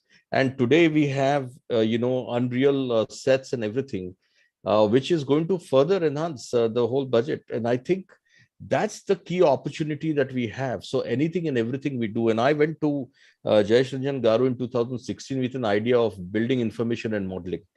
Although it was about urban design and he was courteous enough to arrange all the meetings, but today BIM has gone to another level. there is building information modeling, building life cycle management.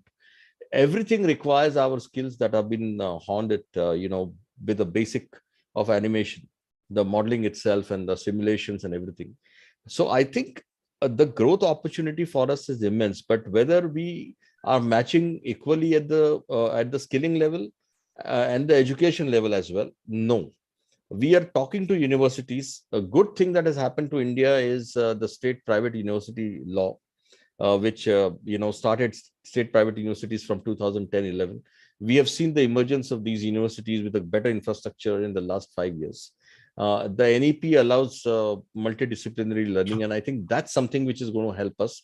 But one request to all the people, and especially I would require help from Jayesh Ranjan Garu, like he has done the task, and we have done several meetings at task itself. We need an intervention at a school level, because the creative skills and performing art skills and the design thinking, if happens at that level, the career making happens much better. And today's kids are well exposed to the through media to all these things. It will become easier for us to grow and groom them into our sectors. If and digital has accelerated this for kids, and gaming has accelerated this, as well as the Marvel films which have come out, which have become an absolute fascination for young children.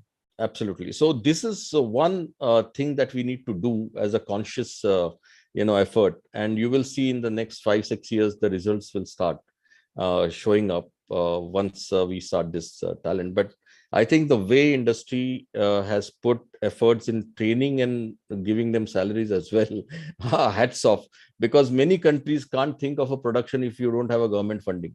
We still are entrepreneurial in thinking, okay, if there is no co-production, we'll still do a co-production. If there is no funding, we'll still produce content.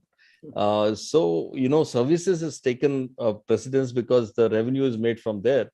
But I really salute the complete inspiration and the gut feel and the passion of our creative talent in this country, that once they found a way, they don't stop, and they really do. And I think if we can have a clone of Jayesh Ranjan Garu in every state. Let's use 3D printers. Let's use 3D printers. Come on, are you open to 3D printing, Jayesh? Those emotions have to come, no, boss. I know. So let's have last words, because we have to get on to the next session. Jayesh, sure. last words. No, so I'm glad that we are having this conversation, because this is a very opportune time for all of us. As all of us know, a very important announcement has been made in the budget this year, which also shows that government has finally recognized the value of this industry. And during the COVID time also, as you would recall, during this phase when Atmanirbhar was introduced, there was an apprehension that lots of apps, etc., belonging to other countries are becoming popular. So there was a ban. But at the same time, it was felt that to fill up this vacuum, we must encourage local talent. So thinking has started. And those states which are already into this business, who have good policies, who have a good execution track record. See, both of you, Birendra represents head CII's vertical. Ashishji is in FICCI. You represent a very important media and publication group. My suggestion would be that while it is very nice to democratize everything, but let us also bet big on those states where there is a seriousness of purpose. Yes. I mean, India has 28 states and 6 union territories. So I wanted to comment on that also, that it serves no purpose to say that I'll ensure that there is one center of excellence on ABCG in every state, every union territory. Eventually, you'll be only trying to boil the ocean without getting anything. So let us say pick top 3 states, top 5 states, and then support them and encourage how best they can take up their game to match the best in the world. You spoke about Korea, you spoke about France.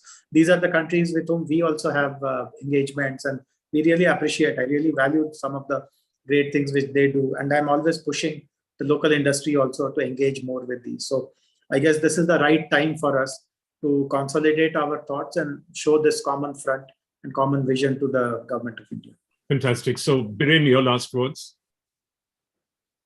I would always say that I think a session like this is about lighting candles and not cursing the darkness. I think we've done, we shouldn't take away the credit for the fact that we have really, really catapulted the entire production industry through visual effects, both in the global as well as the local market. It might just be an ingredient, a secret sauce in all content creation, but it's a very valuable one because it adds scale and opportunity to everything that people do. It goes beyond the camera. I do feel that, there is a momentum which has best practices. I think the industry in visual effects, more than we've ever seen in animation, for example, before, is highly connected. On an average, I can't mention them for reasons of confidentiality. On an average, we work with 15 to 17 other studios in India every day. We actually give, and so somewhere between 500 to 600 to 700 man days of work takes place outside. And this is what an ecosystem play is all about. And today with breakaways, that people that have gone back to Assam or gone back to, to Jharkhand are forming groups of 5 and 10 and 15 people. And while Jayesh ji is quite right that we can have strong hubs in north, south, east, west, and central, we don't have to boil the ocean. But at the same time, these hubs can then become, places which can connect to between a 10 or even 100 locations in time to come. And that is the network effect I talked about earlier.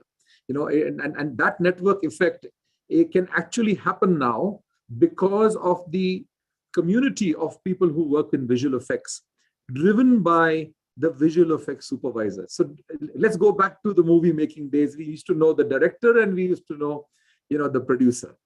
But today there's a third pillar in that, which is the visual effects supervisor. And looking forward to the visual effects supervisor award, which we are giving this evening, because that person is the captain of the ship when it comes to VFX and more. And I think that community needs to be grown. We have too few supervisors. We have too few people who are, in the senior position. If we have 20 more visual effects supervisors per month coming out from north, south, east, and west, this whole story will multiply because people need leaders and mentors to grow the teams under them. So I think that's a very important part of what we should do as industry. And I don't think it's about finger pointing. Government should do this, or industry should do this, or academia should do this. I think we're now grown up enough to sit together and do it all together. Fantastic. Ashish, I'd like to just step in and say, I think also states can specialize in certain areas. In France, certain provinces are very good in audio. Certain provinces are good in previs, certain provinces. So we can start specializing with states. So there is a competitive factor, but there's also specializations. Over to you, Ashish, now, your last words. I think, Anil, I think where we are driving is that you talked about the competitive factor. I think it's a good sign that there is a competitive factor that has come in. There's a good sign that the university and academia at large is trying to recognize that there is a need of doing this, and the industry is very keen to work with them. And the situation is very different. It will be great if the school's education also works onto this. But more than anything else, I think it is laying a great foundation for India to invite the world to really look at using the best talent in time to come. And also look at the cost factor, because every film or every product that comes in is all about the cost of where and how much cost you feel and what benchmark you can set. And I think the technology part, which is little disconnected at this point in time, needs to actually go through the education area, where the government will also have to intervene a little bit, because there was no precedence into the school education and the university. And then you say that for teaching a master's program, you need a PhD. When we don't have a graduate, how will I get a PhD? For me, the PhD is, Rajamouli is my PhD. Rajkumar Hirani is my PhD. Now, how do we get a recognition for these kind of things is something that we need to work together with the government, that this is also, a framework. Even a rural artist who is established an art form or does a tribal art in a very different way, or does a Tanjore art, they should actually have a PhD of a different kind. So we should get away a little bit, and that's where the government intervention would be required. And I think once we educate each other and work with thing as an industry together, I think we would definitely achieve it, because I'm very sure that we are the only country which offers every artist an opportunity to look at a content from any language, and they don't have to go to different country for that. They can look at it within their country. We need to only sensitize them and encourage them to look at that. At the same time, look at different technologies to be adapted, not get over bogged by the technology, but get overwhelmed by the creative aspect of it. And I'm sure we will be able to drive this point for all the stakeholders in time to come. And I can't resist thanking you for doing this wonderful sessions. I remember the last year's session, the fireside chat on VFX, which is still people write to us about it. And I think even this session is going to be looked at in a very different way. And I think setting these examples and benchmark that has been created in Telangana, in Karnataka, and now you will see the smaller states creating it. I'm just hoping Maharashtra moves up. Maharashtra is really slow. I'm sorry to say. Maharashtra, the challenge is that they have still put it under the industries ministry. Yeah. And that's where the heavy industry takes, and automobile industry takes away, and the IT also takes away a lot of chunk. So unless and until the segregation of the ministry happens, you don't get a right focus. No, I'm happy. Kerala is doing well. I believe Kerala is doing well, but Maharashtra is because it's because it's under the industry. I know. We need to move that. We need to move that. Yeah. So we should do a separate session with them. Absolutely. So thank you very much for this. We are 15 minutes late. I'm getting Prerna shouting at me on the chat. Thank you, Jayeshi, and thank you, Ashish and Biren. We'll move on to the next session now. Thank you very much. Thank you. Thank you, everyone. It was quite interesting to know the various initiatives being taken by the government, which will benefit the industry and empower them to chart the billion-dollar story. Before we move on to the next session, we would like to thank our presenting partner, Unreal Engine, co-powered by partners Technicolor Creative Studios and Yota, and associate partners Autodesk, Abai COE, and Disguise. Next up, we have a panel discussion, Building a $100 billion industry. The panel will discuss what has aided the growth of the VFX industry on a global level, how the Indian VFX and animation policies is going to benefit the industry and empower them to chart the billion-dollar story. What are the future possibilities and more? The speakers are Akhori Sinha, MD Fremstore India, Marty Knox, Head of Studio N2 Animation, Samantha Thakur, General Manager Outpost VFX, Nitin Dadu, Group CFO Contrilo, and CEO Illusion Reality Studios, Division of Contrilo Pictures. Hitesh Shah, CEO and co-founder of Bod VFX. The session will be moderated by Anil Banbari. We welcome you all to the summit. Over to you, sir. Thank you very much, Poonam. I hope everyone is there on the panel. I'd like to, begin by asking whoever's on the panel here right now. I see Nitin, I see Hitesh, I see Marty, I see Simantak, and I see Akhori. So what kind of an impact has India made? I'll ask Akhori, who's been beginning with Akhori since his name begins with an A. What kind of an impact has India made in the global market as far as VFX is concerned? Is it wide enough, or are we deep enough, or are we just kind of scratch the surface? Thank you, Anil, and thank you everyone for having us on the panel. And hello to all my co-panelists, some of whom I have I know, and some of whom I'm meeting for the first time. So thank you, and thanks again, Anil, for hosting this session. One of the pitfalls of having a name that begins with A. So you're hosting it, and I'm sort of next in line with the first question. So I think everything is kind of, we have to look at it from it's relative. I think from where we were, let's say 10 years ago, the contribution and the impact is much larger.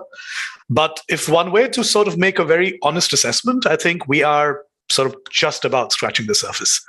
There is so much headroom, and there is such tremendous room for growth that we are just if we get some things right over the next few years, I think there's tremendous potential. Okay, that's a general statement. I'll move on to, but thank you for that. I'll move on to Marty, who's looking at, though it's not alphabetical now. I think you've entered the market recently. You're in animation. I'm hoping you'll do some VFX going forward also. So, what attracted you to come to India? Well, yeah, we do. We're an animation studio. We've done a lot of like full CG. Actually, we mostly do full CG. Yeah. It was a lot of kids stuff first, but we're doing a lot of Warhammer brand stuff, which is cinematics, which I think, kind of crosses into the VFX world. It's more feature quality. We're using Unreal. We're using a lot of different techniques, and the focus is it's a more VFX mindset. So I think it's relevant that that I'm here. Thank you, Gupta VK, for the invite, and thank you guys for having me here.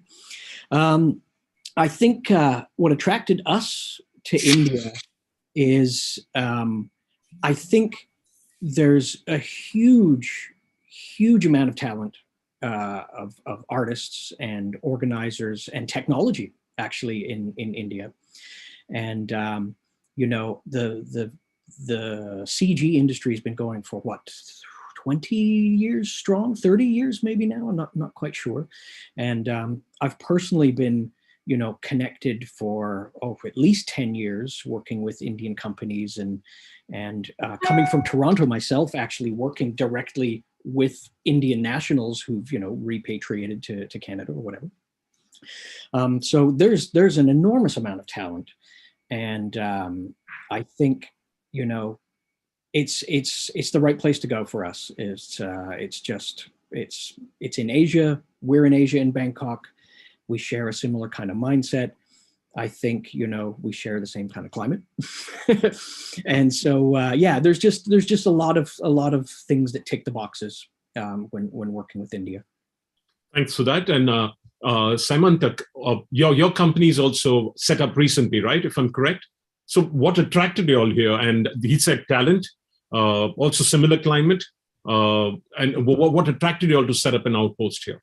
Well, for Outpost, I think I echo what Marty said. It was primarily talent. The fact that the talent in India is now comparable to anywhere else in the globe, and that there is a potential to grow that in an exponential way, I think is really lucrative for studios to come in and set up another site here that can work in parallel with the other sites. So not just outsource, but to be able to contribute and at all levels of production.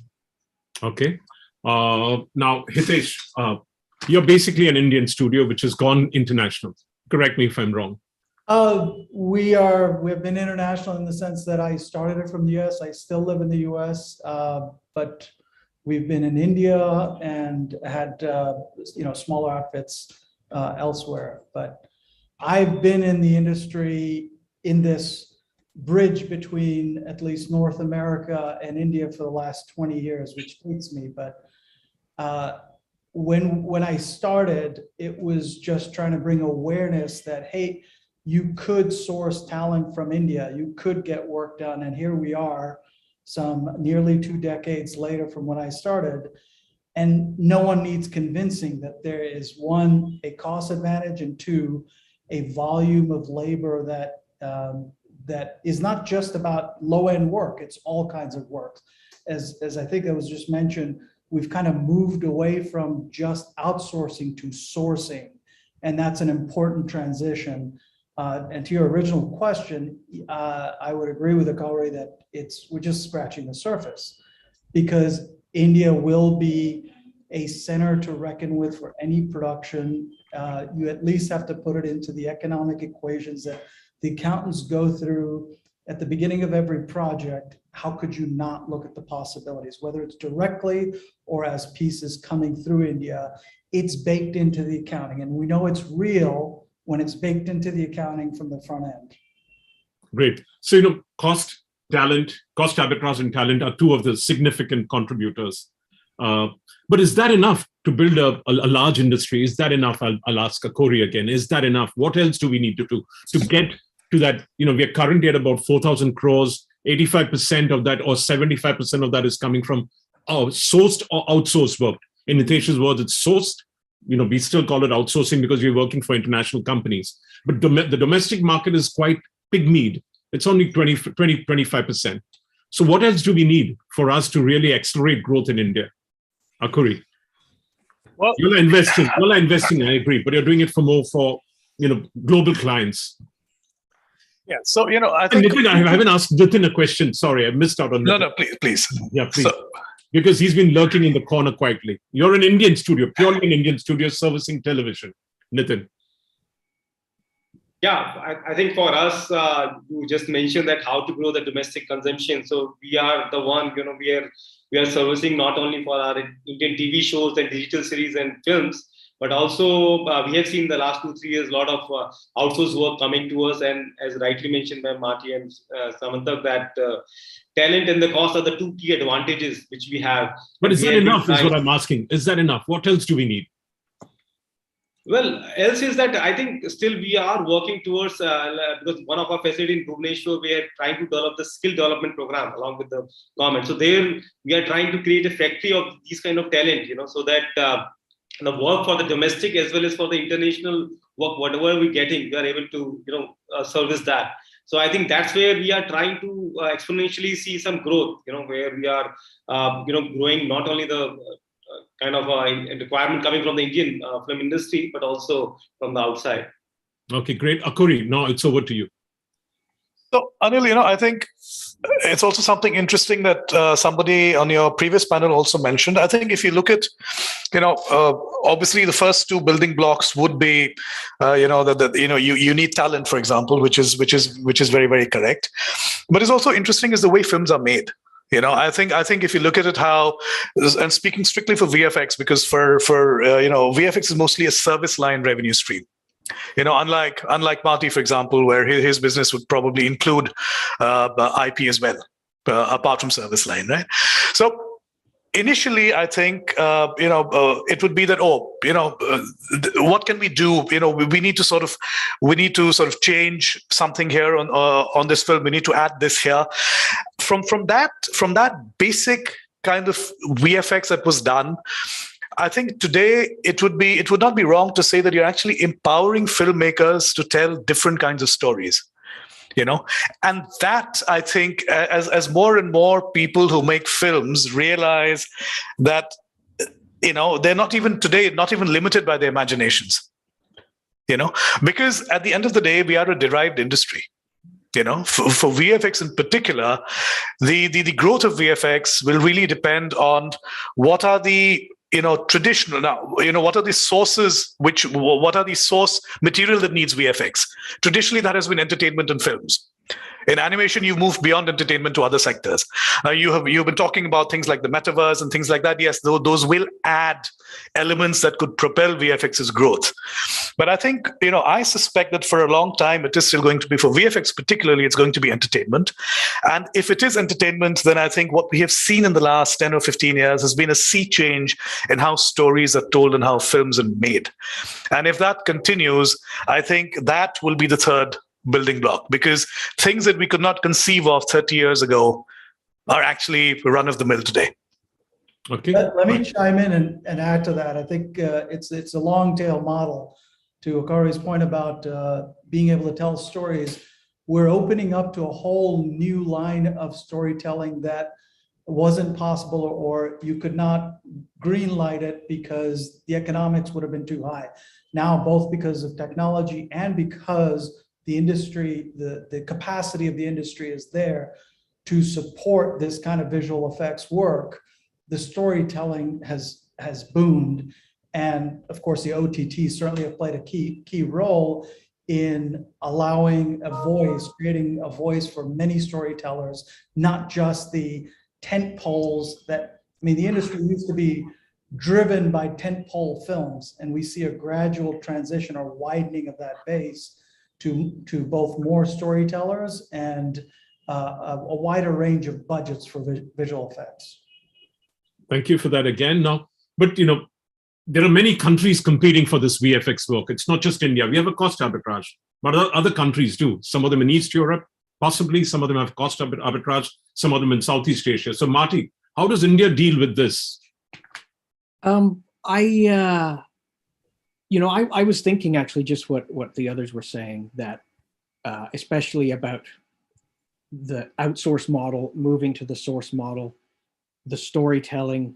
I think, from an outsider looking in, you going to India as a place to source talent or to get work done, I think there's a gap that could be filled. And if we're talking about India growing into its own, developing its own stories, growing into a globally dominated content producing area or region, I think, there's money in India. There's people who've got money to fund filmmaking. There's storytellers, there's content, there's tons of rich tapestry of stories to draw from Indian culture, from modern effects of India around the world, endless amounts of content. There's really high skill in technology, there's really high skill in CG work, but where there's a gap that I find is the pre-production, the concept art, the storyboarding, the designing, the taking it from that I've got an idea and I've got the money, waving the check, to into production. I think that's a gap from an outsider that I see is could be filled. I think I don't know what that is, if that comes from a focus on skill development from the government or from the industry or whatever. I think, pre-production drawing and designing and storyboarding, it's not a kind of talent that is geographically specific. I think, and people from all over the world can do this. So I don't know. I think that would be a good area where if India put more focus on that, I think it would expand all sorts of possibilities. So that would be accretive income that would come, revenue that would come into the country. It could mean existing studios, or it could mean new studios which are focusing on the skill set. Yeah. Okay. Anyone has any views? Samantha, do you want to share your views on this? Can you unmute yourself, please? So yes, I think the recent initiative that the government is also taking is kind of geared towards, promoting more production. And I think these are the exact factors that will, be brought into focus and be worked upon as we, expand across the entire nation and try and develop the skill sets there. So if you want to really enhance production, it's a key factor that you kind of address all parts of it. And pre-production being the starting point would get addressed eventually as we start focusing on them. So I think it's a great initiative that the government is taking in that direction. So Nitin, you said, sorry, somebody was saying something? Did I interrupt somebody? Please go ahead if you were, whoever was speaking. No? Okay. Nitin, so you're working on skill development in Orissa. Are you working in which areas are you focusing on? Is it? So basically, what we have done, we have approached Kalinga Institute there, and what we are trying to is that we want to help them, enable them to make a curriculum. Right now, as a animation VFX, as a curriculum is not there as a full-fledged 2 to 3 years program. So what we have been working with them is to drive that kind of curriculum in their institute and university. Secondly, what we are assuring them is that since we have a full-fledged studio there, they can get training, that they can be absorbed later on also. So those are the few initiatives we have already started, and we have been training more than 50 people in the last 1 year in that facility, and trying to create the employment as well. And so now what we are going ahead is the structure way. So what government has recently taken initiative is really good, because now we can formally get some even funding also. So like allocation of land towards the center of excellence where we can position. Earlier we have done everything ourselves, but now when we approach, so we can get that kind of support from the government and whether center of excellence or some kind of incubation center where we can try to develop some employment opportunities as well. Yeah. So the theme of this session is growing $100 billion industry globally, and India getting a larger share of that. We have a very small share of the ecosystem. How do we move towards? Is it just, should we also go towards a a push towards a domestic work? And how does that happen? How do we go about making that happen? I know OTT is encouraging that. I know there are new filmmakers coming in, but what else can we do? You know, one thing I'll observe is we talk about a large base of talent pool, and I myself said that at the beginning, but it's a very lopsided talent pool in the sense that, you know, it's kind of bottom heavy. And one of the struggles that at least I face in my studio, and I'm sure some others face, is getting senior talent that has that seasoned experience base is so much harder. And we wind up poaching each other's companies, poaching, you know, the talent from other companies. We don't poach for the lower end talent. We're poaching for that higher end talent because it is relatively scarce despite having a large volume. So if there's one problem that would unleash the potential for growth in India, it is what are the ways in which we can make sure that that talent growth happens where it benefits the higher end, not just that we add more freshers, as you will, into the mix, which definitely is needed and helpful. But it doesn't help if I have 1,000 freshers and 10 senior leaders who really can talk to senior team members of the production house. That's a problem we face. I'd be open to understanding what others see. Yep. I think that's a sorry, if I may respond, if I may add to that, Anil. I think Hitesh has raised a very valid point. So we do talk about the fact that India has a very sort of large creative ecosystem, which is correct. You know, we do have a over 100-year history in sort of, you know, the film business, so to speak.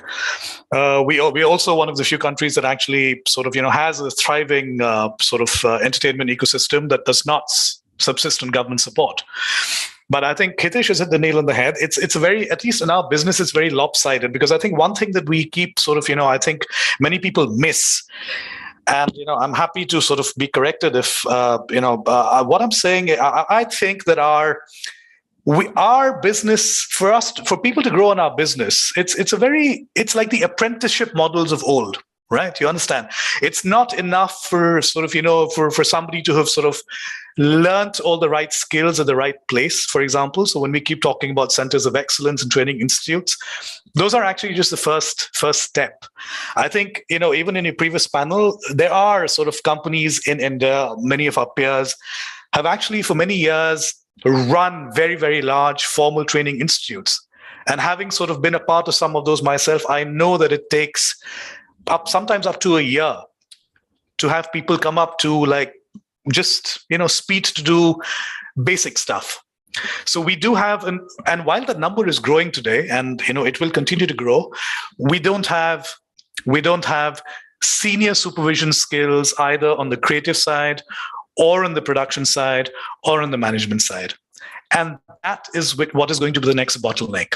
You could have, you know, as more and more companies enter, the more and more work is done. I think somebody on your last panel mentioned that they farm out 500, 600 man days of work to other studios every day. That is a significant amount of work, and that will sort of improve the talent and sort of, you know, hone the skills of people who are doing those that kind of work. But what about the people who are actually supervising that kind of work, or actually creatively sort of making sure that that work is really, really up to speed? And that, I think, is where the next big challenge for us will be. And I completely agree with Hitesh on that.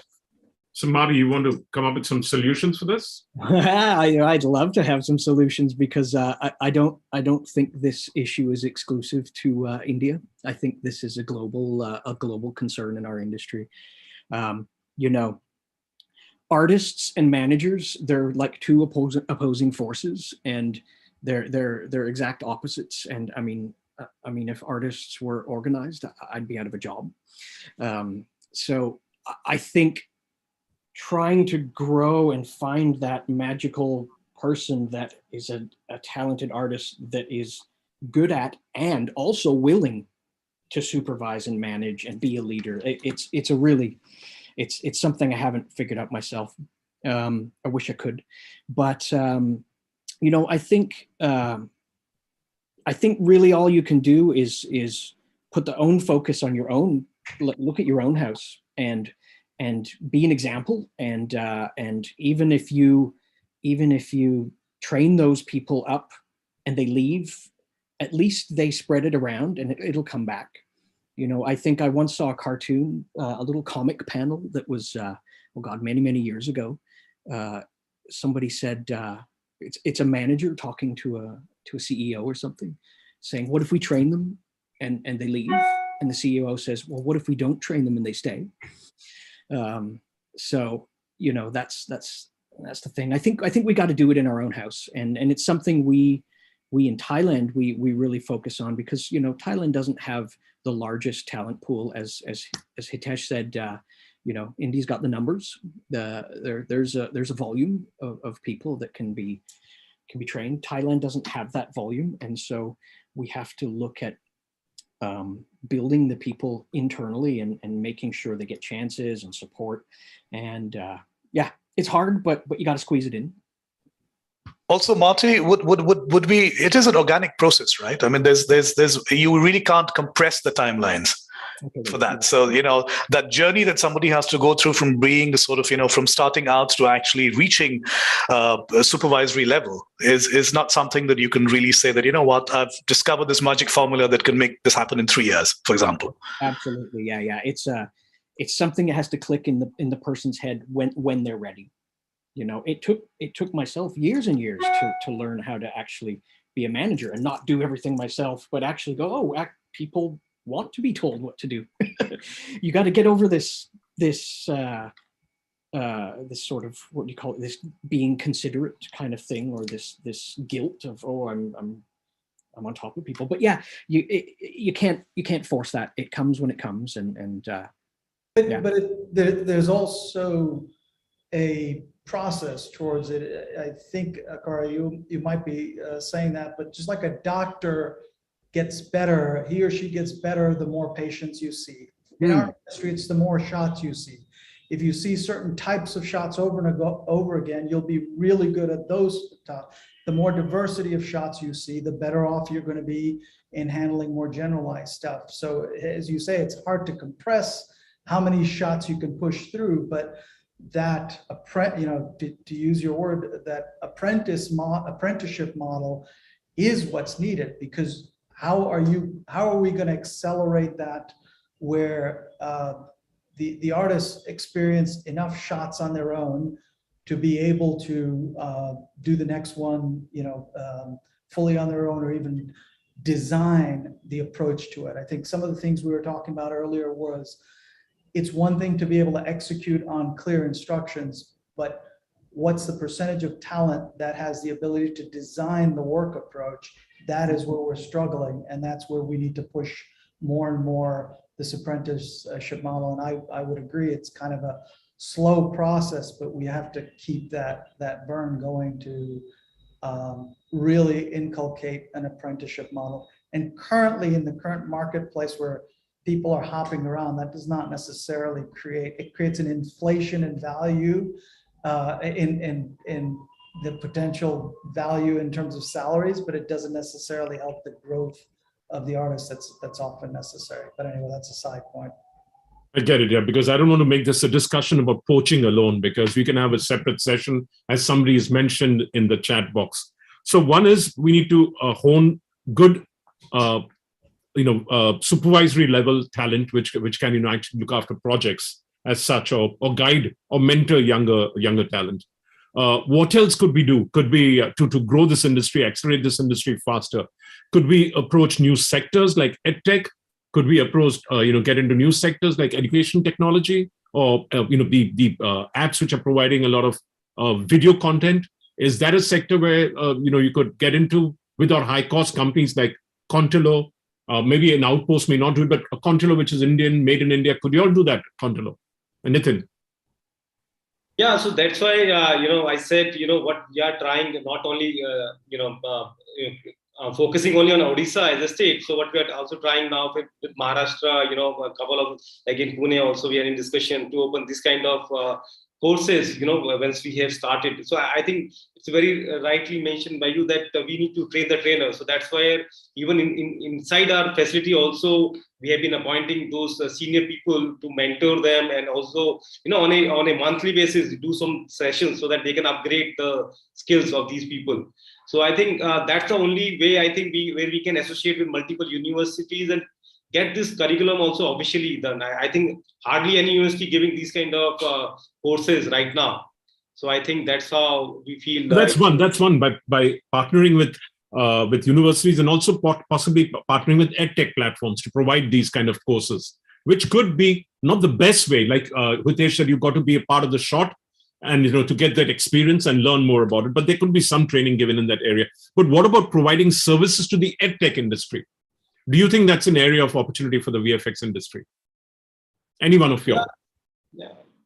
Yeah. Anyone else wants to step in? Hitesh, Akuri, Nitin said, yeah. Marty, Samantak. What I would just generally, what I've observed from my own company is we tend to, in order to grow, you have to check the market fundamentals. Is there enough demand in the marketplace for the thing you're doing? And as everything we are attesting to, and the very reason this conference even exists is there's a boom of there's a demand boom in VFX. We don't need to look far and wide for new things to do. We need to figure out how we capture more of what is already there. So within our company, we try to avoid the next shiny object to chase after. We try to say, how do we do better what we're already doing? How do we double down on it? How do we expand just on the margins or the scope of what we do, but still in the same marketplace? So I'm a big fan of VFX is on a massive growth because of all of the market fundamentals. I want to stick to the entertainment side and really keep an eye on the other areas. I don't want to, bury my head in the sand and assume none of the other areas are going to rise. I want to watch, just like we've been watching virtual production, we'll watch the metaverse, we'll watch other areas, but I know where the revenue is now in the next 2 to 3 years, where our operational focus needs to be. And if I kind of project by way of analogy to the country, it feels like that seems to be a similar remedy there. How do we focus on things that we're already doing better, but that we're having trouble scaling, instead of trying to find new sectors to serve? Okay, anyone else has a different point of view? So I think, Anil, my point would be that I think looking at it, and there's, I know currently in EdTech, for example, there's a boom, but that's more to do with animation and CG. And personally speaking, I don't see actually that in the near future, sort of the mix changing to more VFX. Okay. So. But what about low end? I'm talking about low end. No, I'm not talking about high end VFX like you do in entertainment. No, but you see, it depends on the source material. Most of these things that they're creating right now are actually sort of, they're not shot and then worked on. Sure. They're actually created in the CG environment. At least that's most of the learning modules that I have seen. So will that mix change? It's currently very skewed towards animation. Will it change? Possibly. But my personal belief is that I don't think it makes sense, because unless there's something that I'm missing here, I don't think it's going to change in a hurry. I think it's just the animation is more suited to the message they want to convey. Okay, Marty, any different point of view, or is it the same? I don't know a great deal about VFX in general. I've been locked into CG animation for for too many years, but I would lean towards what Hitesh was saying for sure. I think you go to a restaurant and there's too many things on the menu, they don't really do anything that well. But yeah, there is definitely an unquenchable thirst for content in the world right now, with multiple competing streaming sites. There's just,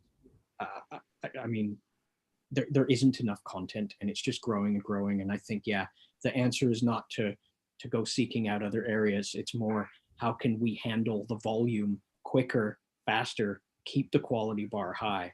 And I think technology plays a lot of part in that as well too. Unreal's a game changer. And when Unreal 5 comes out, I mean, that's big, huge step going to happen. It's going to change everybody's lives, I think, to some degree.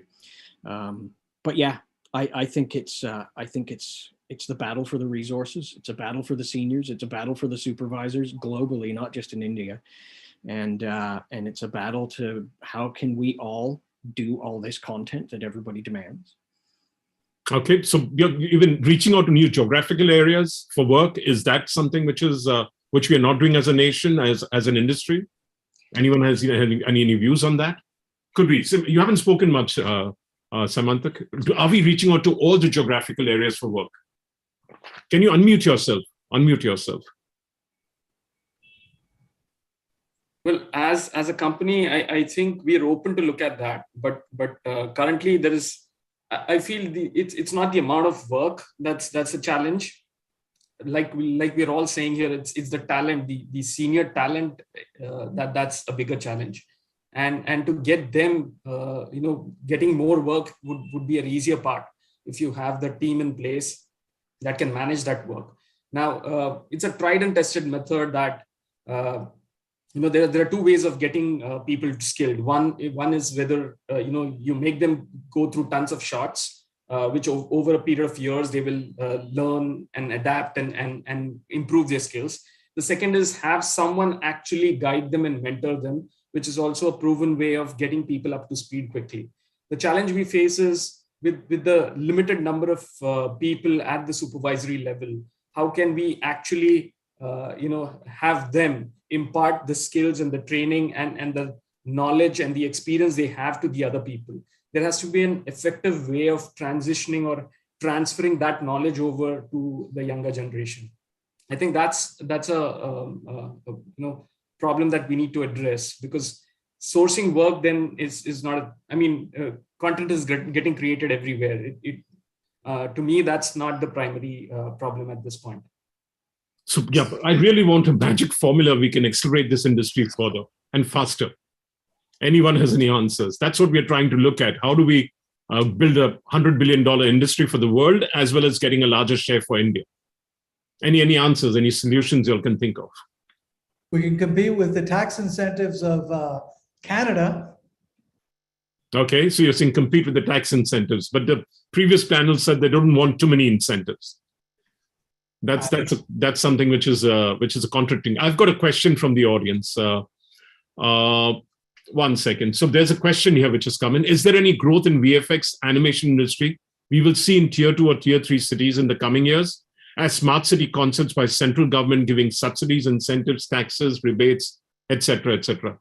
So are we going to see that in India, in tier 2, tier 3 cities?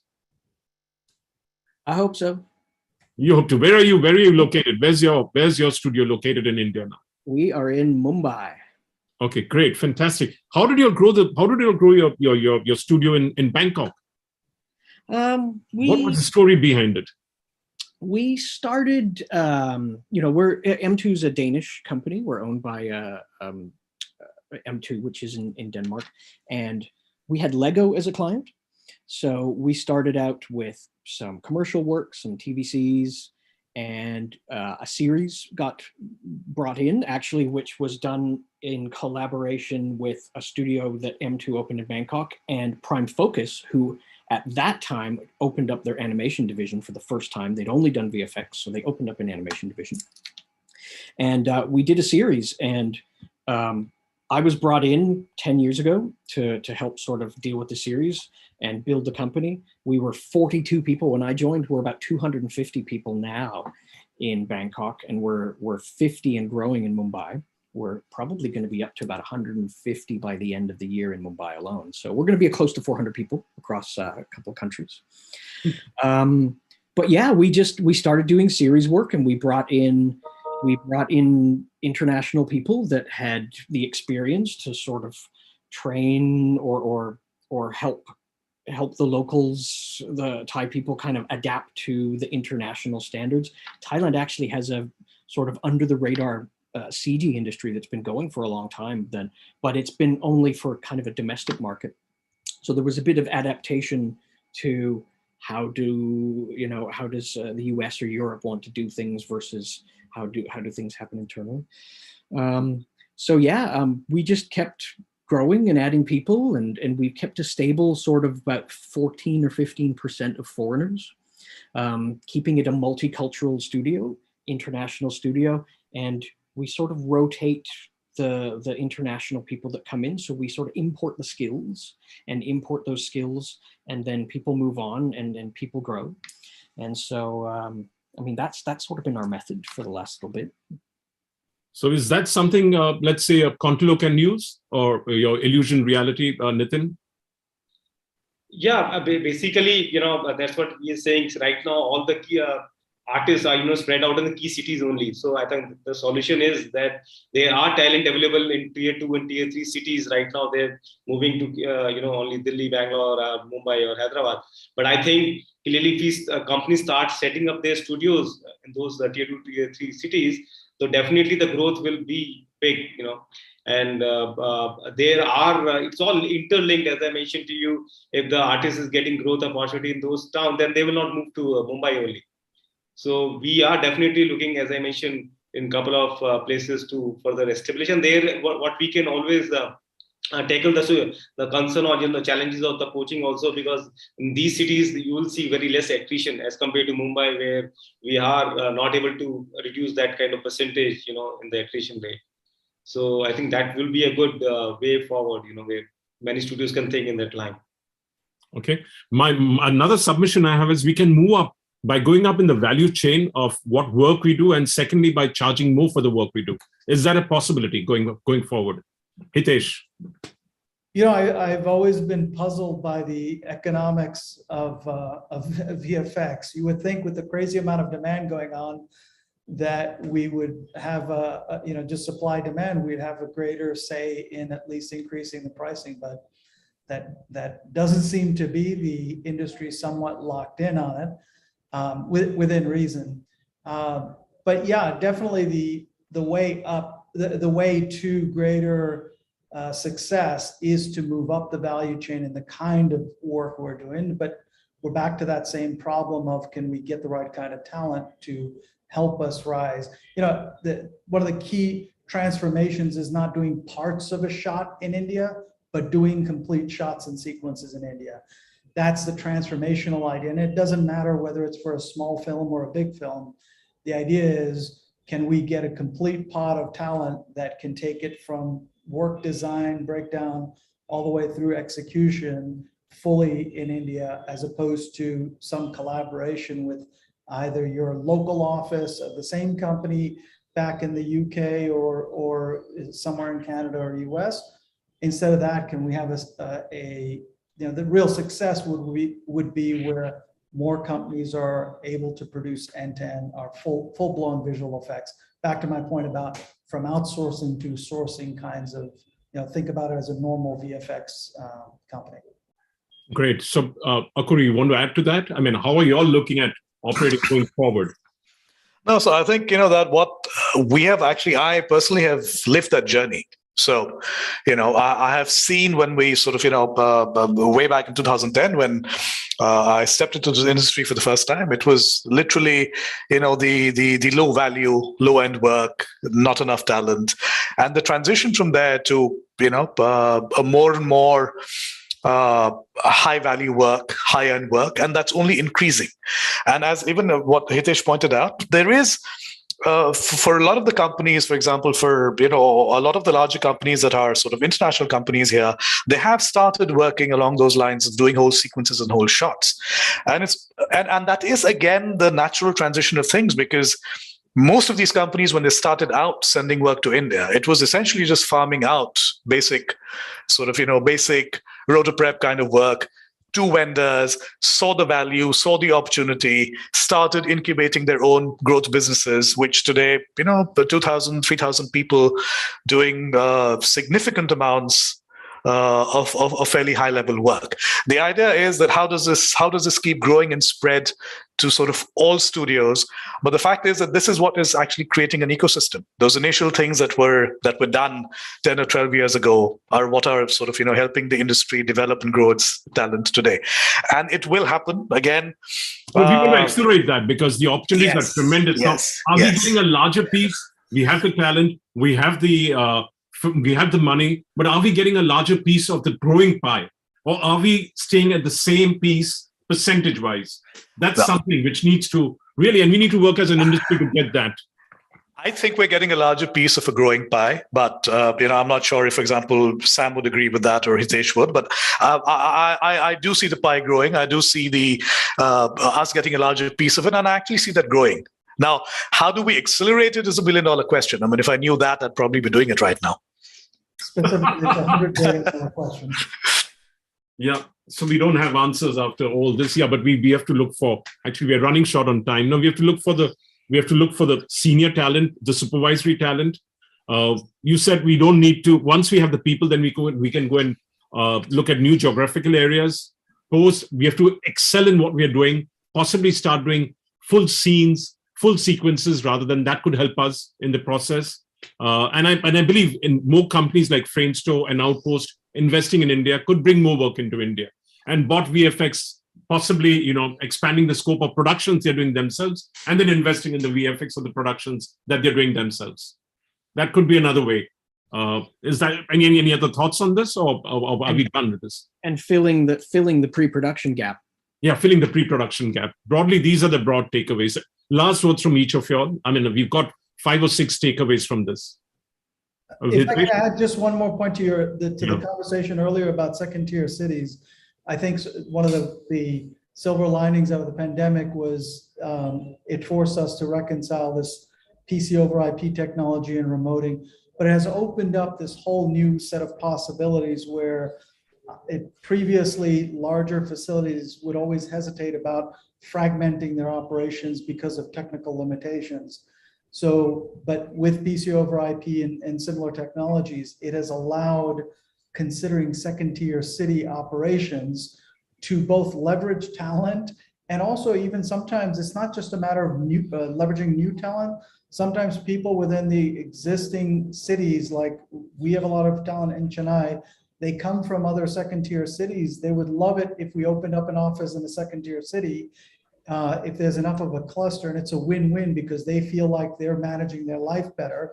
Of course, we're living in a different stage in the economy where artists and workers in general are rethinking the relationship between employee and employer and lifestyle and everything else. In that context, the second-tier cities are a big part, at least, of our growth plan, because now we can still manage through the technical challenge, operational challenges, and still use the talent that's in second-tier cities. Okay, there are some questions which have been asked. Thanks for that, Hitesh. Would your company be willing to hire international senior supervisory talent to train and build teams in India? This is addressed to each one of you all. Say yes or no. Yes. Yes. Yes. Yes. All right. So share your credentials with Prashant. Prashant's, I think Prashant's from Australia, and he's a trainer also in Australia. Then Anik Patel is asking, a year ago, we started with virtual reality. Is there anything coming up from directors, producers adopting this new competitive technology in India, as it is a huge opportunity for us in XR? That's what they're talking about.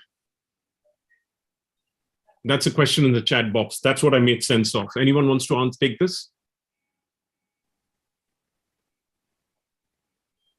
No? I don't know enough about virtual reality myself. Yeah. So Akori, Nitin, Sam? I don't, I mean, the only thing that I can say, which probably I think all the rest of our panelists will also sort of, have probably share the same opinion, is that I think we are ended up as not having enough use cases.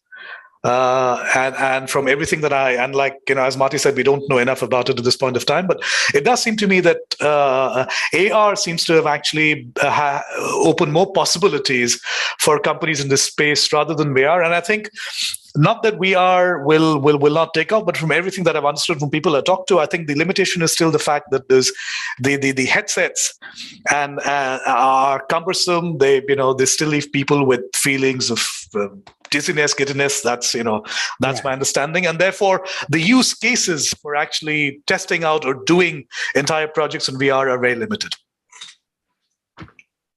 Okay, there's another question from Arun Kumar. I think this is the same Arun. If he's Arun Kumar, he's a veteran of this industry. How do you pitch for international projects? Who's going to answer that? Hitesh, you've won quite a few. You locate yourself in international destinations. That's been our formula. What is that? Sorry, could you repeat yourself? You have presence in those international locations, physical presence and offices. Okay. Sam, any clues, any guidance? No, actually, that what Hitesh has said actually goes a long way in being able to establish a connection with the teams there. So it's important to have a presence in each geography. That India approaching from India is not successful, but the success rate is much higher if you have a local presence. Nitin? No, well, I will say I don't think so. The presence is imminent for there. But what we are trying to do, we got recently Malaysian film as well as African series. So there, what we try to work with sometimes with the DI colorists, if they have done anything, then we can collaborate there. So these are the few ways, because we can't have presence in outside India and all the countries, or what I say. So what we try to do, we want to collaborate with the crews also, which are internationally acclaimed. So for our series, we are using a lot of international crew. So through their references also, we are getting a lot of business from Hollywood as well as from other countries. Okay, great. So actually, I believe that the virtual world has allowed a lot more international collaborations with possibly independent professionals and technicians. So that could be, like he said, is another source, and also to bridge the gap that we are facing in senior talent. There are lots of people who lost their jobs, not only in India, but internationally also. The demand is coming back. There are still people who need to get there, who still are without work. And so that could be another solution for this, for the gap that we are facing in this industry. But it's been great chatting with you all. You may not agree with me or may agree with me, I don't know. But these are just points I thought I'll express. So it's been nice chatting with you all. I hope India gets a larger share of this 100 billion global VFX industry, and we continue to reach that. What Ashish said, by 2030, we've got to generate 20 lakhs. That's 2 million jobs. We also have to get about a 5-6% share of the market. That's doubling it in 10 years. That's rapid growth. That will, it's really requires some kind of a miracle for everything to fall in place. Thank you very much. It's been an interesting session chatting with you all. Thank you. Thank you very much. Thanks, everyone. Bye. Yeah, thanks, everybody. Nice to meet you. Thank you very much. Thank you for having me. Yeah, thank you. Thank you. Thank you, everyone. Thank you, Anil, sir. That was quite an engrossing panel discussion. We are hopeful that the country will witness more growth in the coming years and we successfully chart the billion-dollar industry. We would like to take a moment to thank our presenting partner, Unreal Engine, co-powered by partners, Technicolor Creative Studios, and Yota, and associate partners, Autodesk, by COE and Disguise. Next, we have a presentation on tips. Just a moment. Next, we have a presentation on tips on how to manage work and personal projects by G.V. Prashant, Senior 3D Artist at Fin Design and Effects. Request Mr. Prashant to take over. Hi, my name is Prashant, and I am originally from India. I moved to Brisbane, moved to Australia like 5 years ago, and I made Australia my home. I'm currently living in Brisbane. So I've been pretty much a 3D journalist for the past 10 years. I've been working, I started my industry back in 2009, 2010. I was a trainer in a couple of places like Arena, Multimedia, and a couple of places for a year. And then I started my career in Rhythm & Hues as a junior lighting artist. And I worked my way up, worked with a couple of places in, I can just start a screen share. Easier, yeah. So, yeah. So I hope you guys can see my screen. So yeah, I started my career in a couple of studios. I started with Rhythm & Hues, and I worked with a couple of startup companies called Tau Films, Badger Entertainment. I'm pretty confident working with startup studios in the past, and then I started working with Lucasfilm, Method, which is Allura, Rajasthan, and for 2 years in 2019, 2020, I was a lead artist for Melfilm, which became Mr. X later. And currently I'm working as a senior 3D artist at Fin Design. doing lighting with dev and texturing. So yeah, I just wanted to show you guys my journey of VFX and how I balance my personal time and personal work and professional work for the past 10 years. I'm just going to take you guys through some of my works. I think that would be you'll be interested to see. I have a chart since 2010. So I'll take you to what I'm doing right now today, some of the works that I like to show, and this is some of the stuff that I do. I pretty much do a lot, including modeling, texturing, shading, and I'm happy. I like to get the entire shot from scratch till the end. Yeah, I've been doing a lot of grooming and creative work recently, doing assets and these kind of things. But I'll just show you where I started back in 2009, 2010, when you didn't have any resources to learn.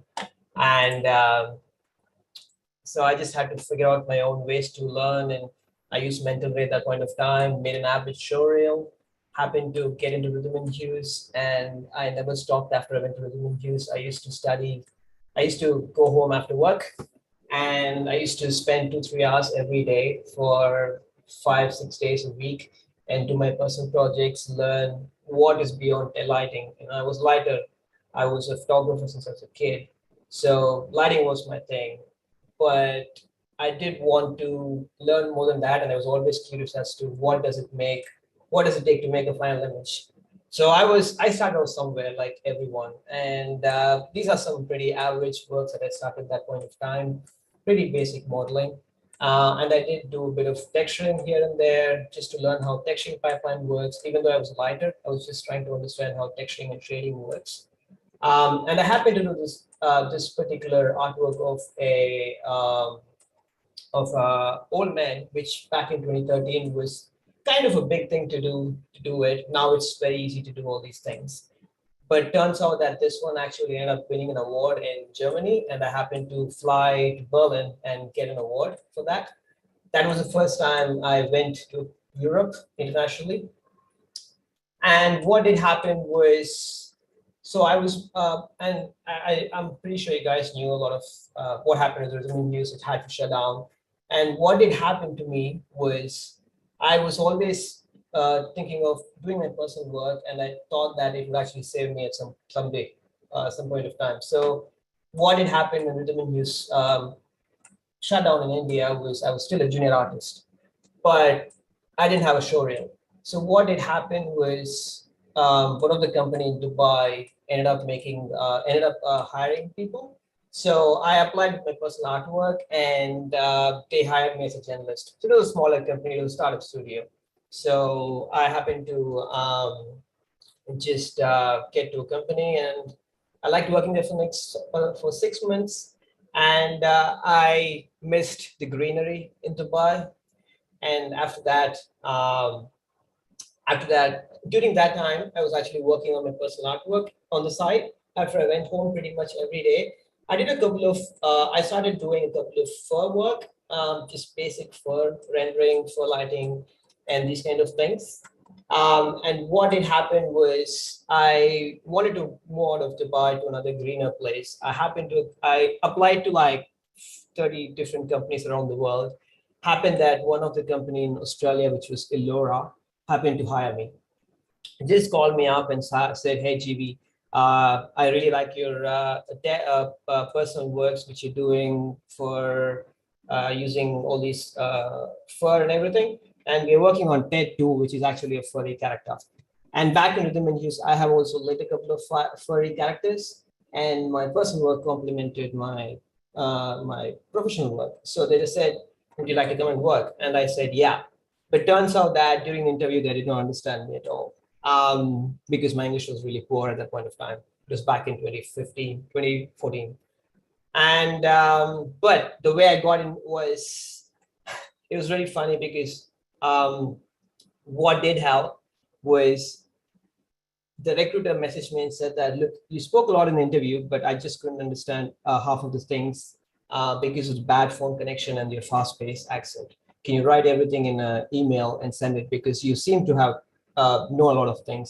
I took like few hours, wrote 4 pages of pretty concise email, and I sent it to them, and I happened to get my first job in Australia outside India. And but still, I was very much keen to build my English, and over time, I happened to converse a lot to my colleagues, and which helped me get better at English. And then when I came to Australia, I started trying out doing a bit of character work. And I do love texturing a lot. And I spent my free time after work. It took like 2-3 months. I did it on a very old, slow laptop, the basic setup that I had. And I happened to do something like this. I did a, what do you say? I did a tribal, which I found an image online, and I really like to replicate it. So I used a couple of softwares like Mari, and you can actually see a screenshot of my texture painting. I used Mari, V-Ray, and Mari, V-Ray, and Mari and V-Ray to get it out. And then what did happen was, I don't know what happened. I keep posting my stuff online every time. And what had happened was ILM reached out to me. I don't know if it was through my personal work or my professional work, but they reached out and said, hey, we're looking for people. Would you like to come and work with us? And nobody would say no to ILM. So I just went to Singapore. I started working for them, but the biggest challenge I had was they used RenderMan and Katana, and I actually did not know both of them. Although they were training me, I was pretty much wanting to pace myself and learn it pretty faster. So I bought a computer. I bought a small computer, and I went home every day, and I started doing something really complex. I'd like to do something big. I like to challenge myself with really big environments and characters and everything.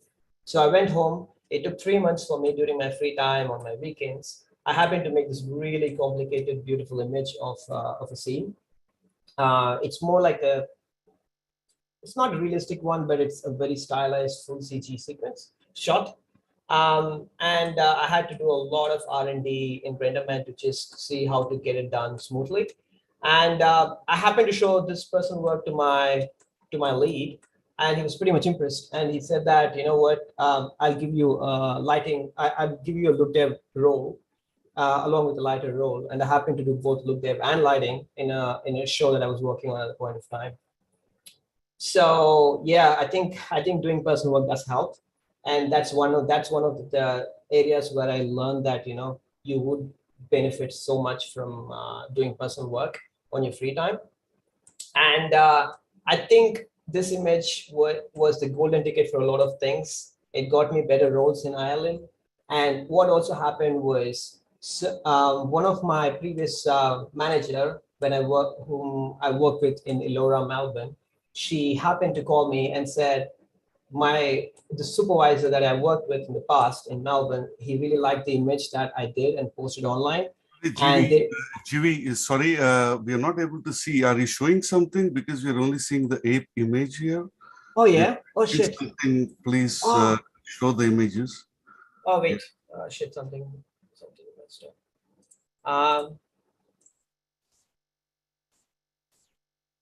Are you seeing only the ape? Oh, yes, the screen is frozen. If you could please. Okay, shit. I'll start from scratch. Let me share screen.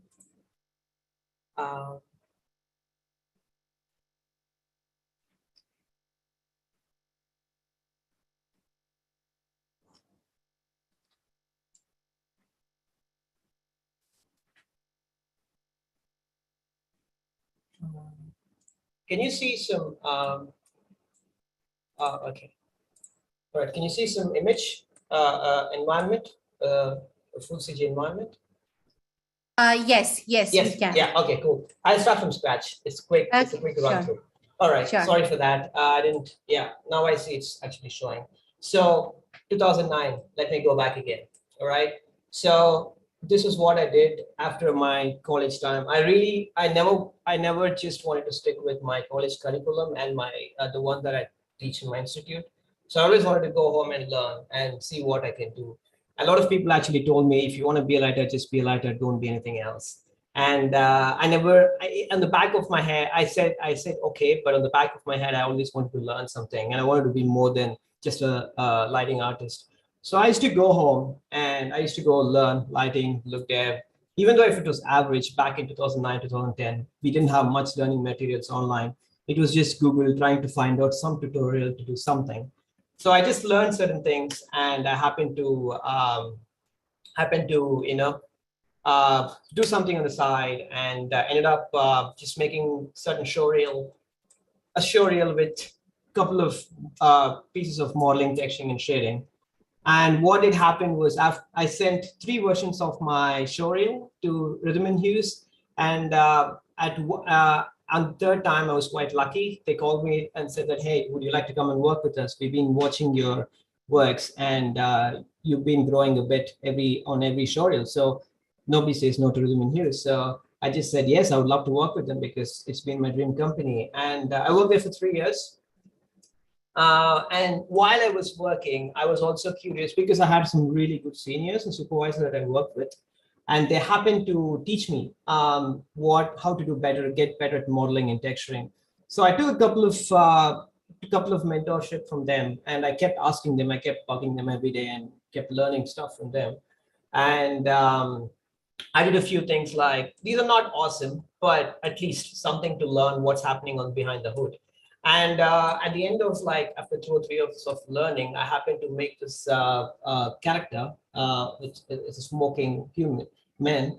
And what did happen was this. Back in the days, it's a very hard thing to do. Nowadays, it's super easy to do it, and even I can spot mistakes in this one. But back in the days, it's been a bit of a hard thing to do. And this one actually ended up winning an award in Germany, and amongst 450 competitors around 65 countries. And I happened to go to Germany, and I got the award for it. And this was one of the article in the magazine back in the days called 3D World. And then what did happen was, you guys will be knowing about Rhythm and Hues, it just went shut down. And during that time, I was quite a junior artist, and it's very hard to get a job, and it was a bit of a rough time in the industry. So I always believed that doing some personal work would actually get me through the line, and it would help me. And it did happen that I was applied to a company in Dubai called Parajo Entertainment, which is a startup company. And I showed them all these works, and they said, okay, we'll give you a role of a journalist, a mid-level journalist, so that you can do modeling, texturing, and lighting. It was a bit of a mid-quality full CG movie. So I just signed up for it, and I worked there for 6 months. And I didn't miss the greenery, and I wanted to work elsewhere, and I chose to work either in Australia and Canada. So when I was in Dubai, I went home every day, and until 2 a.m. every day. I did every single day, Monday to Saturday. I did a couple of artworks. It can be environments, it can be characters, it can be full CG. And I was trying different things, different softwares, just to get my head around understanding how softwares work. And what did happen was I packaged my entire showreel, and I sent it to around 40 different companies, 30 to 40 different companies around the world, hoping that I'll hear back from one of them. Happened that I heard back from MPC and MPC for Jungle Book. And I got a message from Elora asking me if I can work with them for TED. And TED was a furry show, and they saw a lot of my fur R&D work, and they said, we really liked your fur R&D work, and your showreel has full of R&D work with fur. So can you help us with TED? And I said, sure. I had an interview with them, and turns out that they could understand what I speak. It's because they did not get my accent, or it was really fast and the line was really poor. But instead of rejecting me right away, the recruiter took a chance, messaged me saying that, hey, would you like to write whatever you wrote or whatever you spoke in the interview? Because we really see that you have potential. You spoke a lot, but we couldn't understand for some reasons. I took 3-4 hours, wrote 3-4 pages, sent it to them. and I got my job in Australia. And I happened to fly to Melbourne, and I worked with them for a few months. And after that, during that time, I did have my free time after work. So what did happen was I bought a computer, and I ended up doing a character, which took a couple of months because I was learning to do characters, and I was doing learning to do advanced texture painting at that point of time. So I found this image of tribe online, and I wanted to repaint it. So I just used Mari. I learned Mari from scratch, and I finished the project, and it was well received by a couple of my supervisors. And during that time, I was always posting stuff online. I always loved to post stuff online. So I do not know what happened if ILM happened to see my work. They ended up reaching out to me saying that, hey, we are looking for lighting artist. Would you like to come and work with us? I couldn't say no. I got a job there in Singapore, and I happened to fly there, and I worked for them.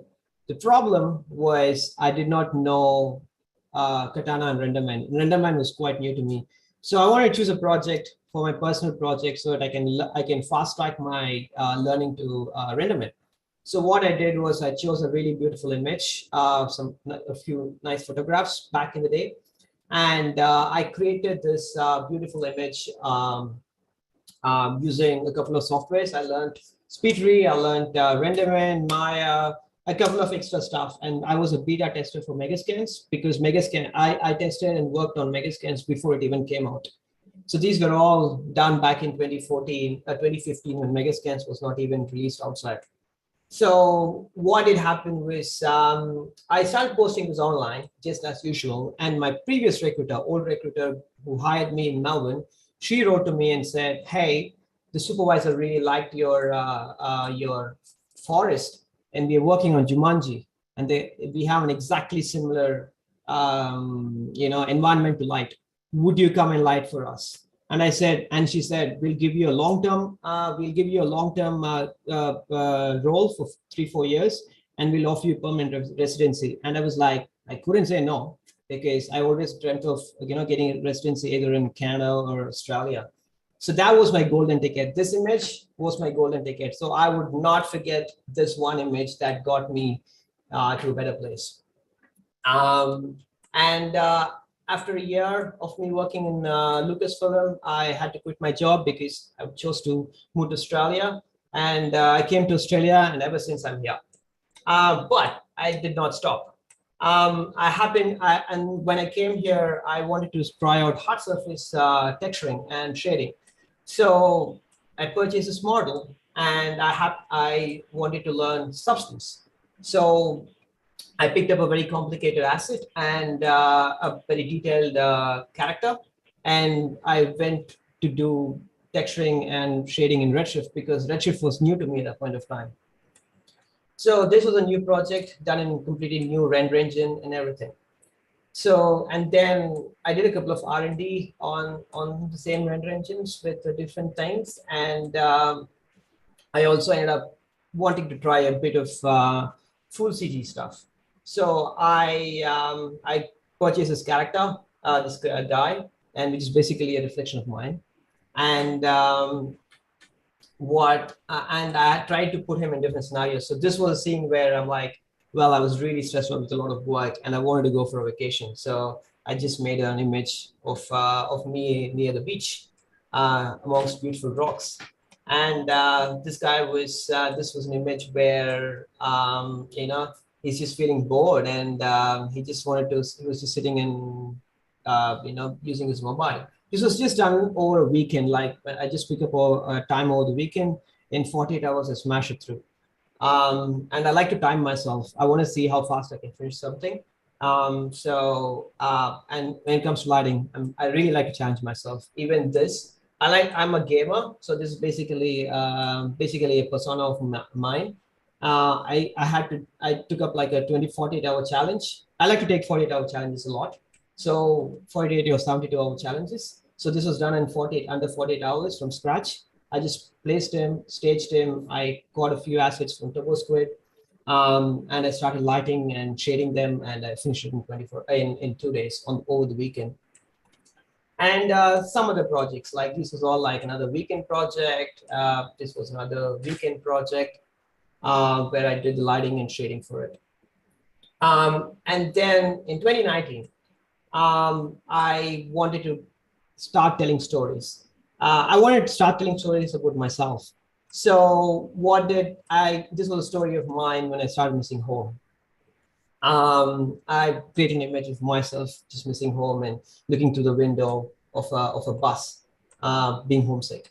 And this was an image of me because I love dogs. I always wanted to see myself playing with the dog, and it's a beautiful sunset image where this is basically me wanting to be playing with the dog. So I created myself playing with the dog in a beautiful render image. And then this is an image where before I did this image, I had to show the world that this is my dog. This one image is very special to me because this was the day I lost my push bike because somebody stole it from me. So I felt really bad, and I wanted to tell a story about how I feel. And I made an image of me feeling really sad. And this one was just a bit of an R&D where, I was making this really interesting character. So yeah, I've been doing a couple of these things over the time, and I've also been focusing a lot. I've been a fine artist, so I've been focusing a lot on in 2020. I've been focusing a lot on crafting my fine art skills, my painting on oil painting styles. So I spent a lot of my time in 2020 just crafting my, just crafting my skill when it comes to art and values. These are some of the artworks. I used to spend time in the bus. How I used to spend time was I used to sit in the bus. I have a 1 hour travel to work. I take my iPad and I sit and draw. I draw for 1 hour. And by the end of the day, I'm actually done with the portrait. So these were all really rough portraits, if you can say. They're not very finished ones. They're like rough sketches. Some are actually my friends. This guy, and this guy is my friend. So yeah, and then some of these are like color value studies that I like to always do. And in 2021, I started venturing into fully on Houdini because I've been a big time Houdini fanboy.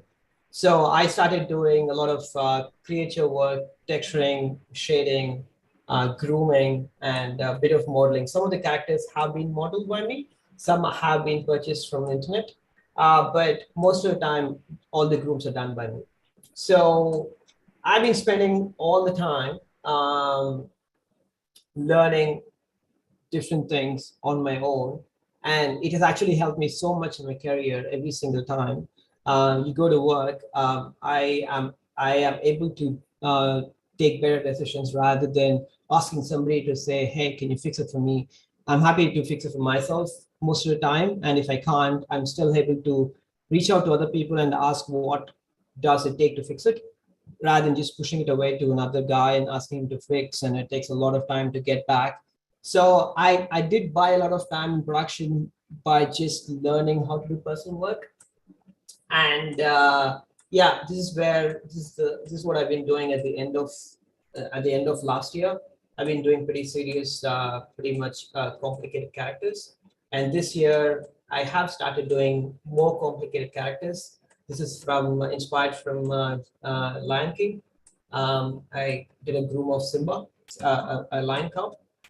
And I started putting him in a couple of scenes. And yeah, so I want to show you how I manage my time. Do you guys have any questions before I go further?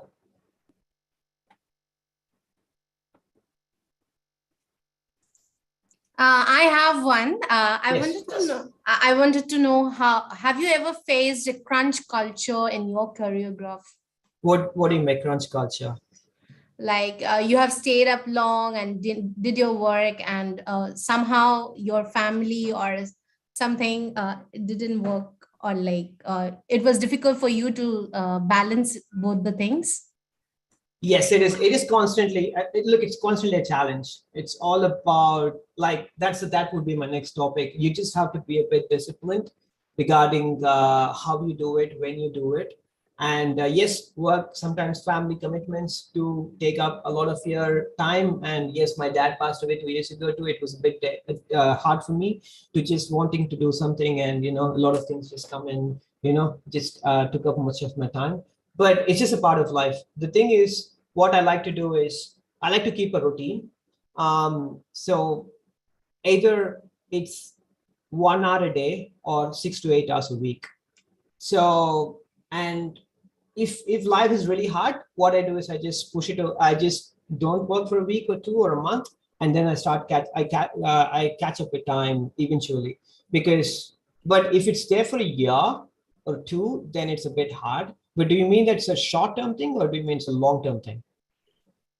Yeah, GV, I want to ask you a question, Prashant. Yeah. How do you monetize this hobby of yours, or call it a passion, or because you're putting in so much effort? Where do you see this headed? Yeah. So right in the past, I'll tell you where what my plan was initially in the last few years, how my business plan was. And I'll tell you where I'm going, where I'm planning to go right from now on. In the past, the way I saw it was, okay, I'm going to spend a few hours and I'm going to spend a few dollars. Say, I do spend like $4,000 to $5,000 every year on technology, on computers. Just can you request you to, not stop sharing your screen so we can see you? Oh yeah, sure. Let me stop sharing. Yeah. Yeah, so, good. Now we can see you. You're human. You're not a creature. Yeah, cool. So the thing is, there are two ways. A few years ago, when I started, I had a business plan and I actually stuck to it. The way I planned it is, I usually spend $3,000 to $5,000 every year for me to learn, and I spend X amount of money, X amount of time for me to get better. So the way I calculate it is, okay, if I'm spending this much of money and this much amount of time, it is going to help me pay a few $1,000s better than the person who's actually sitting next to me. And that's how I monetize myself. And that's how I saw myself, because if I thought that if I invest on myself and if I invest money on technology that will get me a better artist, I will be ending up getting paid a lot more than what I would be paid if I had a skill set which is, less than what it would be if I didn't learn something. Okay, there's a gentleman called Brian Gwen who's a fan of yours. Yeah, and he's got probably you know him. Do you know him? No. Okay. So he says, which of the software you use to manage internal projects? And second, what's your go-to method or approach to learning new software? Yeah, cool. So the softwares that I use for managing internal projects is, right now, I'm a big time Houdini fanboy. So I use Houdini. I use Houdini for most of the work, most of the grunt of the work, because I'm more of a visual artist, so I don't need to do animation or anything. So I use Houdini, and I use rendering engines with Arnold or 3D-Light. I've been using 3D-Light and Arnold a lot nowadays, and I've been staying away from other engines. Not that I don't like it, but it's just getting too complicated if I have too many stuff installed on my machine and I have to buy it. So you're not much an open source guy. I'm not much an open source guy. The reason why I don't want to do open source is because I want to be flexible with the companies that I work with. Because if there are open source software which I can see they have huge potential, I keep seeing amazing work that is coming from other people. But what if I do really good in that, and then if I don't know Maya or Houdini, right? Nobody's going to hire me at the end, right? So I'm not going to get my money, right? So I can't get my paid or whatever it is. So that's the reason why I don't do it. Okay. And when it comes, yeah, tell me. Yeah, the question on method to learning. Yeah, that's the next one. So because I'm a senior artist, the thing is, what does happen is you need to learn precision. There are two ways to learn a software. I tell people there are two ways to learn a software: just learning the tools, or learning the ways, learning the tool, the ways for you to get it done as precise as possible, right? You see a lot of people doing R&Ds online, like they experiment a tool, they say, I know this, I know that. But the question is, what does it take, or do you have the skill set, or do you have the knowledge, or whatever it takes to get something looking as perfect as possible. If you make a human, do you have the skill set to do that? If you make an ape, do you have the skill set to do that? So what I approach is I go hard and fast and really extreme. I pick up a software, say if I want to learn Houdini or whatever it is, I learn the basics, but when I learn the basics, I try to put my leg on a 10 step, which is quite dangerous sometimes. People ask you not to do it, but it kind of works out for me most of the time because I like to take the pain. I'm quite a resilient guy.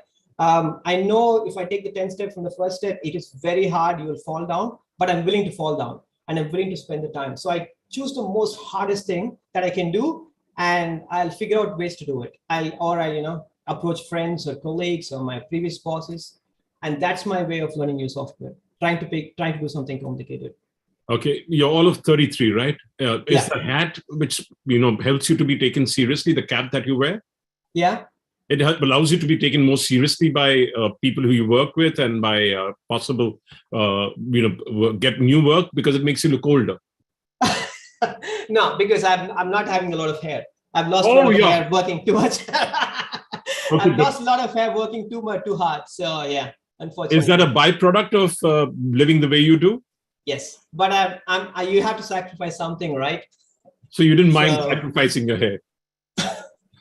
So just give me a second. Great stuff. And like Poonam asked you earlier, work-life balance is very crucial, especially when you're doing what you're doing. Yes, I hope you manage to find it consistently, because when you have a new software, I think people get so engrossed that they forget the work-life balance. It's very hard, I can tell you. That's the reason why, like I generally spend only 2 to 3 hours a day. Maximum 2 or 3 hours a day after work, when I learn, and I make it consistent for I've been consistently doing it for 8 years. So I'm not let go of it because it's very hard. Like, for example, how hard is it to actually pick up a book and start studying today? We all did well in our school, right? But once you lose a habit, it's very hard to get back. So I like to keep it consistent. Either it can be art on computer or just art on fine art. So I'm a fine artist as well. And I do support when I say people, what makes you a better artist? I would also say that, focusing on fine art is one thing. If I don't give you any tools, if I don't give you any softwares are nowadays, it's very easy to learn a software, right? But it's very hard to be an artist. It's very hard to know what it takes to make an image look as perfect as possible. And if you can learn that, irrespective of what software you have, you can get it done.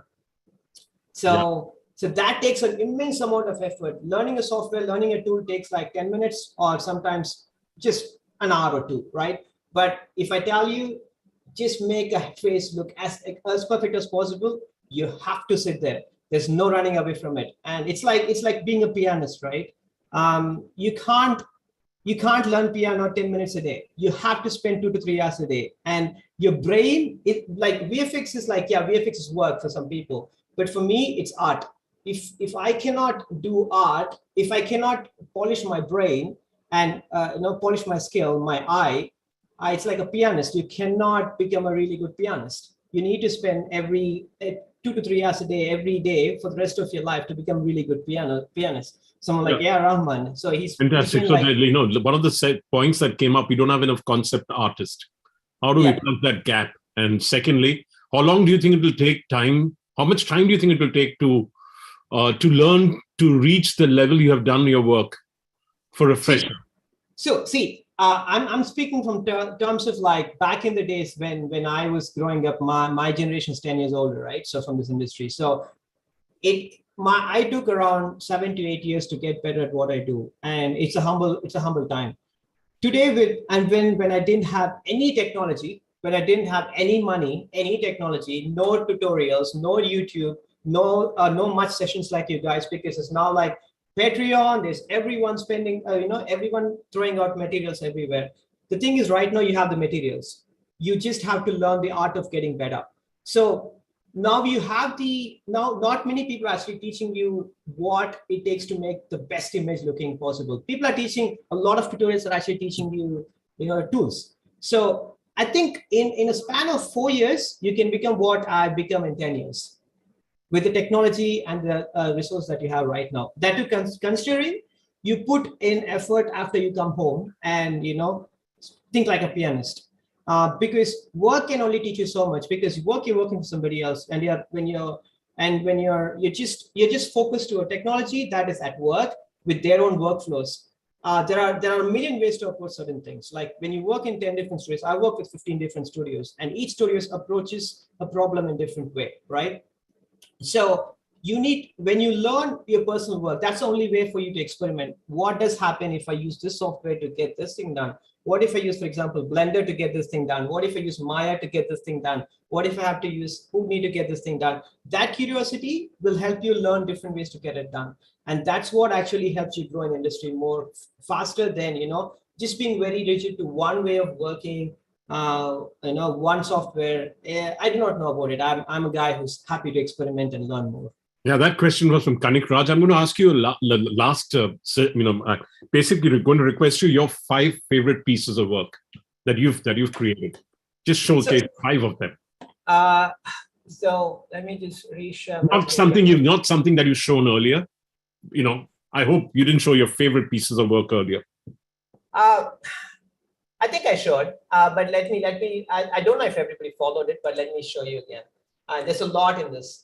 So my first piece of artwork would be My first piece of artwork would be this one. Are you guys seeing the screen with some thumbnails? Yes, we can see it. Yeah. So this one was a golden ticket for me to get my first award. Eventually, that would be my favorite image because it gave me a lot of fame, reputation, award, and my experience flying to Germany. That's my favorite image.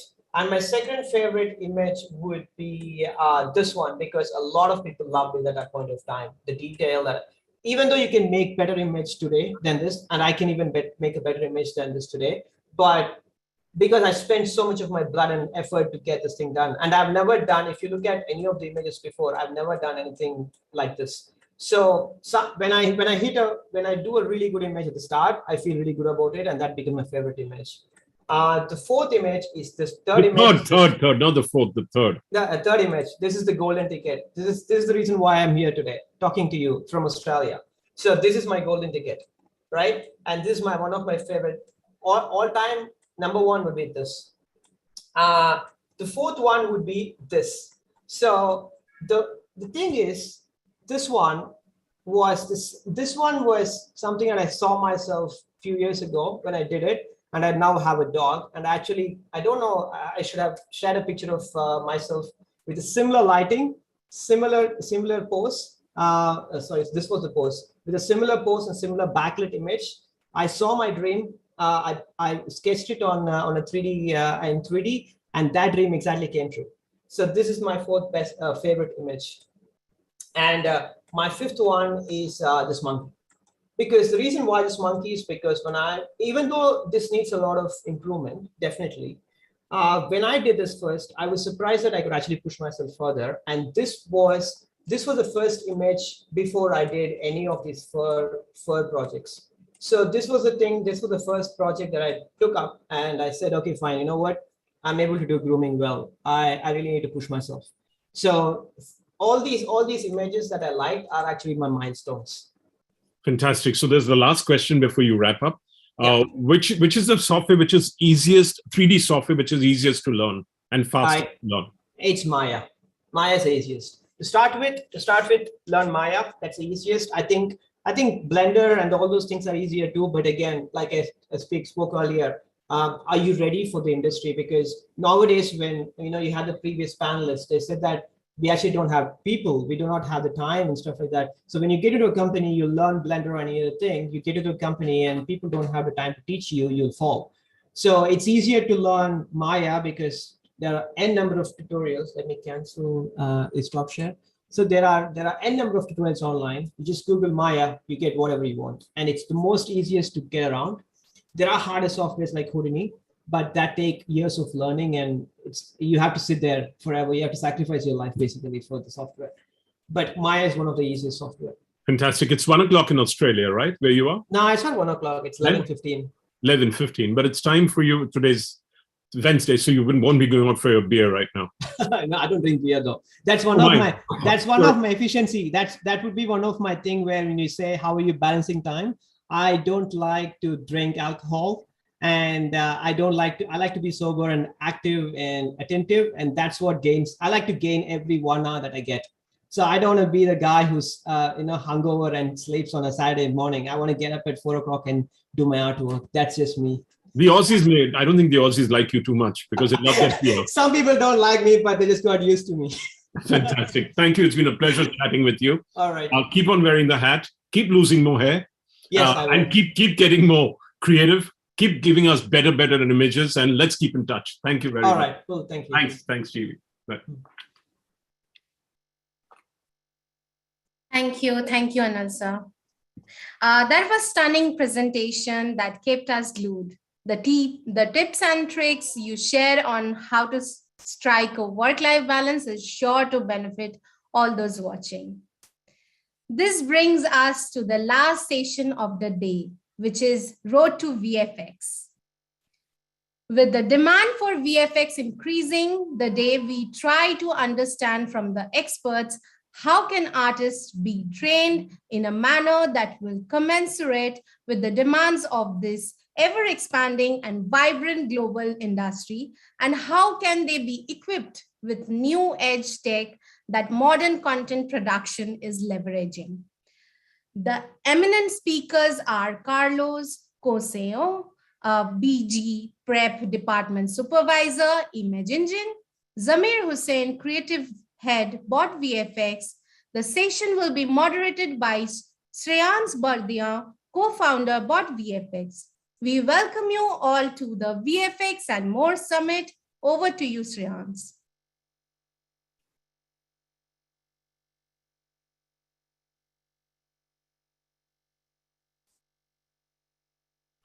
What happened to the audio?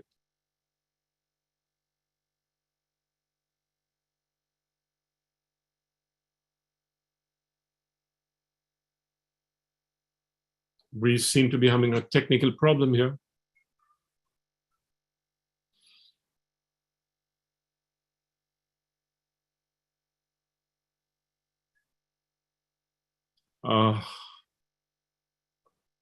Please bear with us. We seem to be having a technical problem.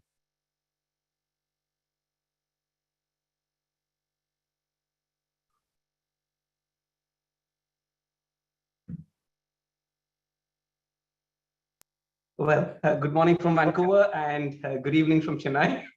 That's all we can say. It's true. Carlos and Zamir, I think both of you are the perfect example from East and West, starts. Carlos, you started off in Portugal. Zamir, you started off in Chennai. Is that correct, Chennai? That's Zamir? Correct. That's correct. Okay. Yeah. So you've worked with multiple studios. You've worked on both sides of the world. You've worked with clients on both sides of the world. You've also trained professionally in VFX.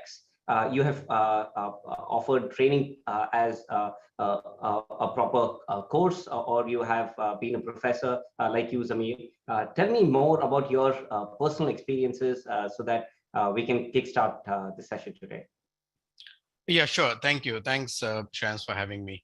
The good thing is that I started off from education background. So I was doing my PhD research, and that's where my training really started, doing very, very technical lectures for multimedia technology per se. And then it moved on to the application part of it. And from training, I came into the execution, the production side of things. So I exactly understand on things on how a complex subject needs to be simplified before it goes to the student. So that was the key. And one of the good things that really happened is that since I was always on the production and on the training simultaneously, they both were always like a parallel path all my career. That really gave me a better insight into what were the missing links that we have in our existing system, and how we can get better at it, to really fix those gaps. And with all these learning is where we are now with with a better time-tested modules of training that we have. So Carlos, about your experiences.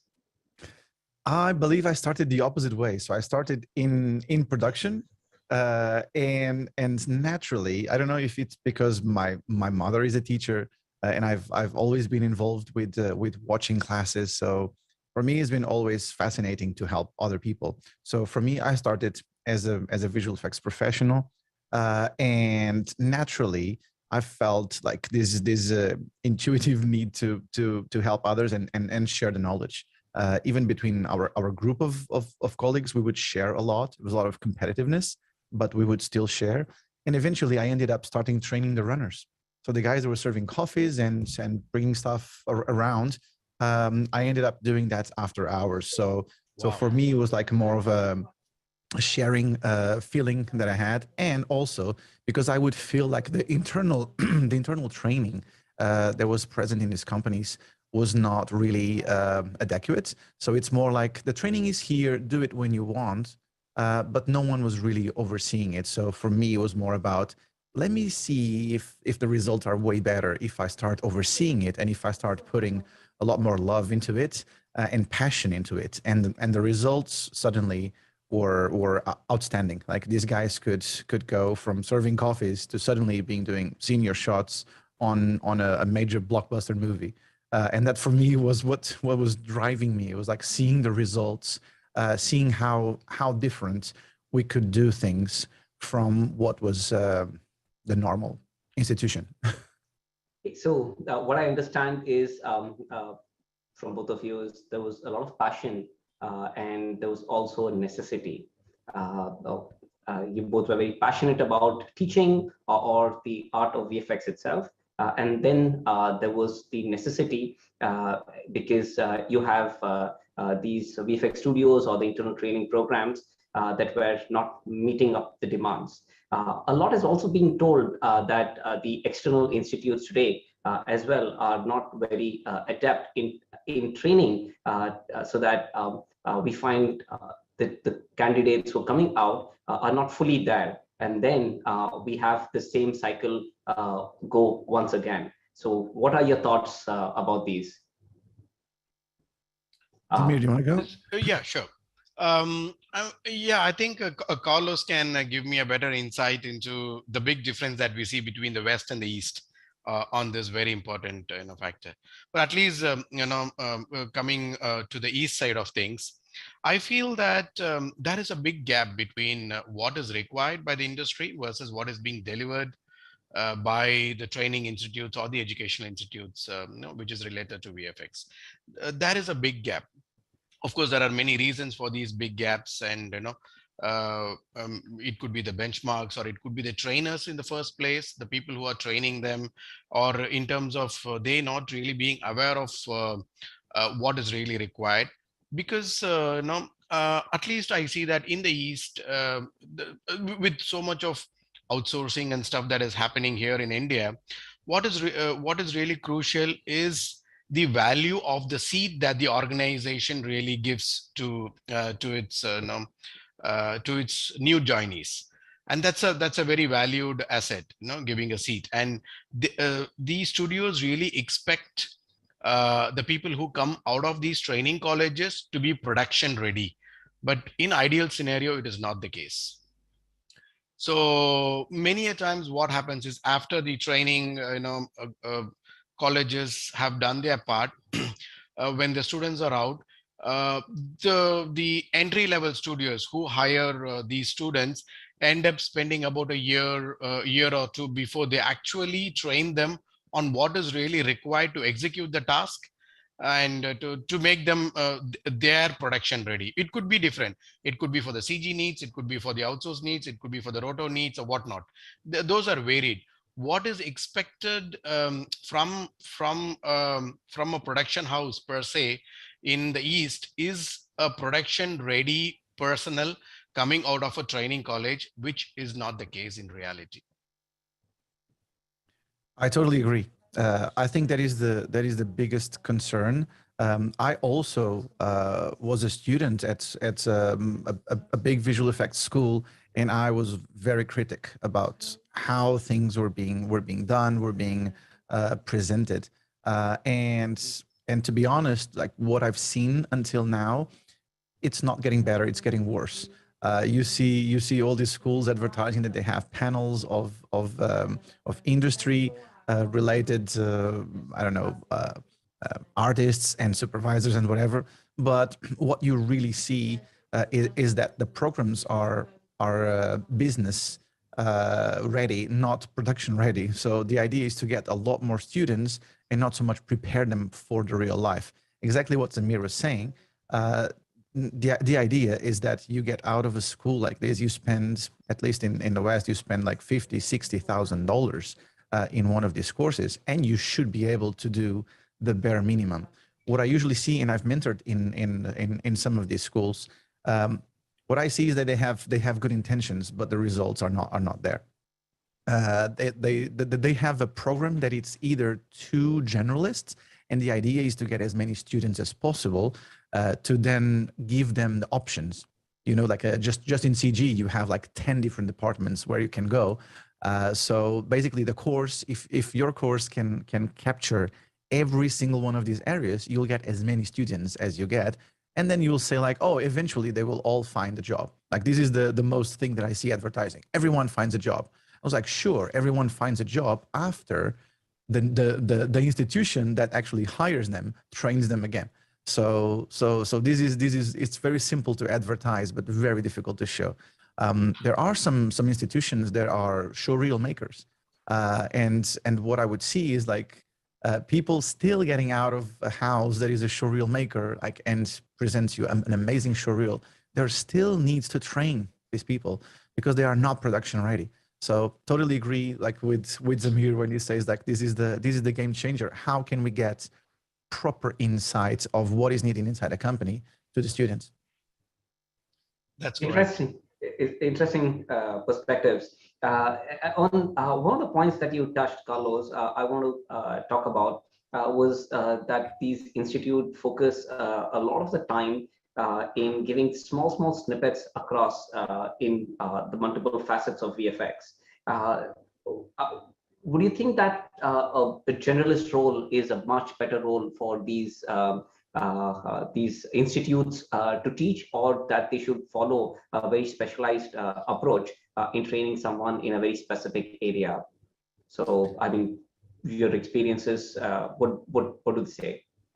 Well, a visual effects generalist is also a specialization inside the CG world. So the problem here is like when I'm teaching someone, I give very generic terms in terms of the surroundings of visual effects, the context of visual effects. It doesn't mean that for you to be a compositor, you have to know how to model. You need to know what is modeling, but you don't necessarily need to know how to rig. So this is the problem. You see, like all these courses, they have all the disciplines, and each one of the disciplines takes one lifetime to master.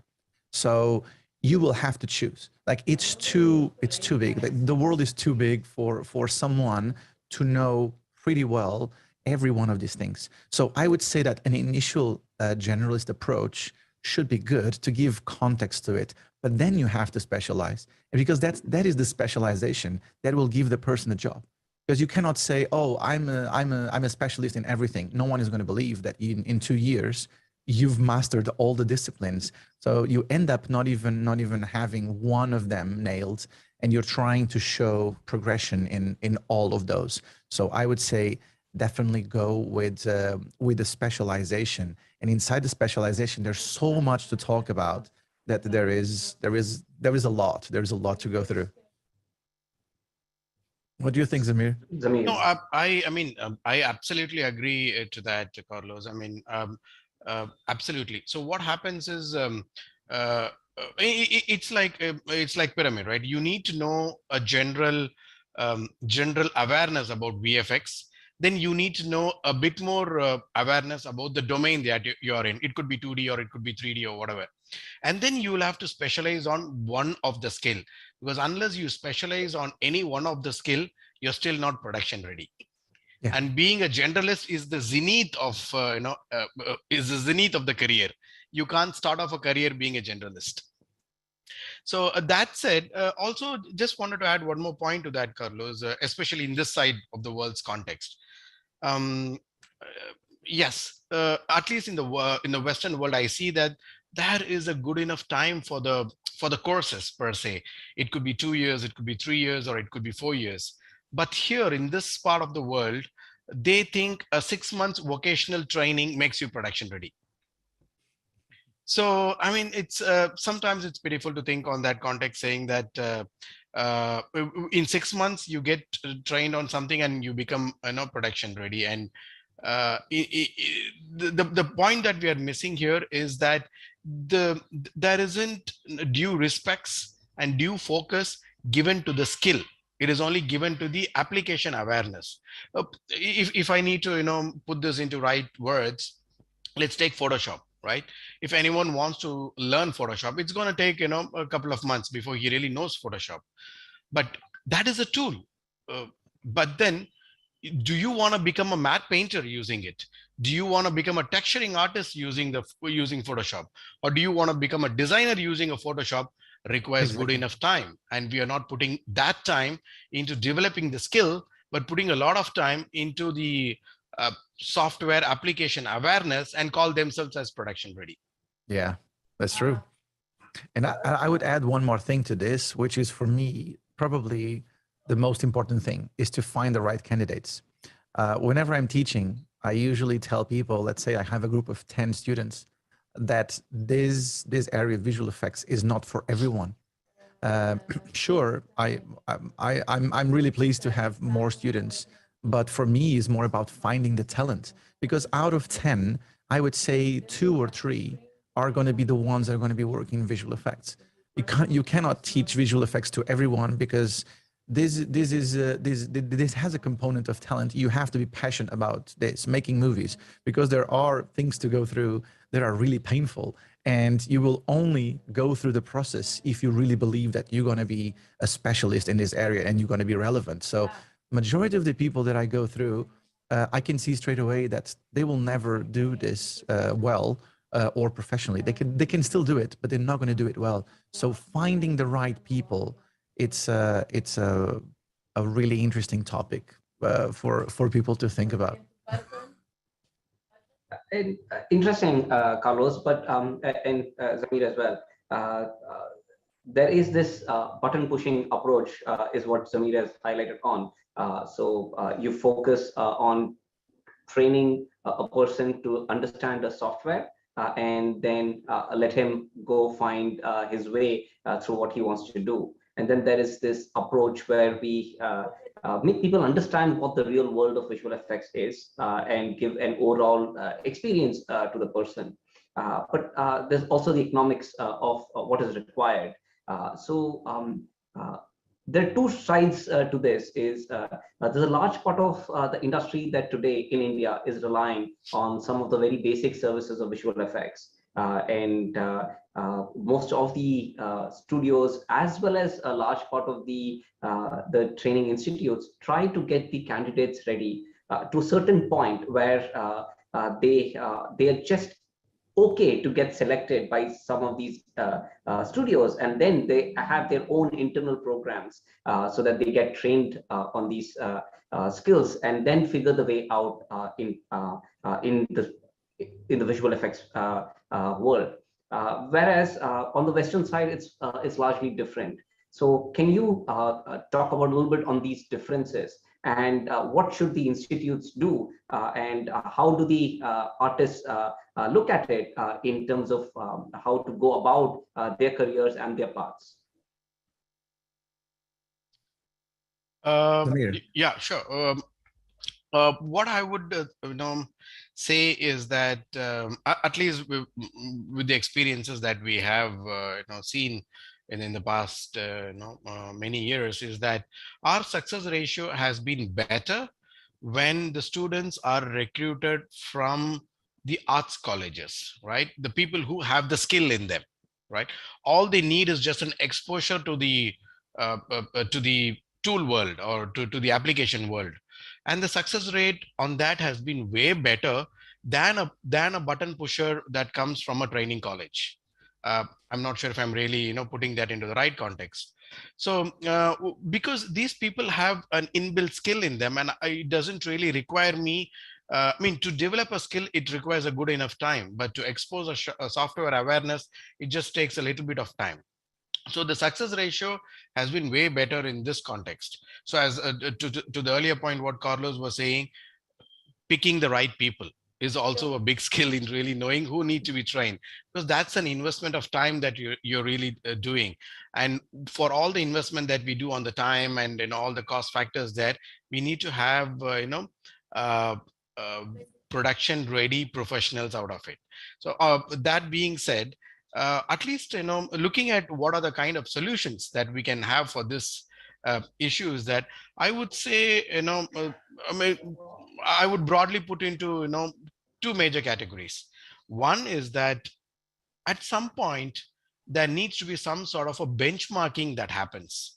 One, benchmarking to the kind of institutions that we have, where there is a certification saying yes, the content that is being delivered by, say, a institution or a training center is really worthwhile, and it is in line with what is required at the professional world. Benchmarking there.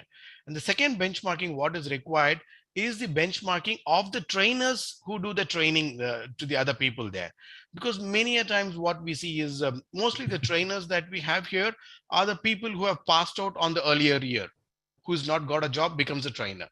So that is not a eligibility to become a trainer. So you need to have a validation or a benchmarking system or a better methodology to really train the trainers to have better professionals coming out of the training colleges.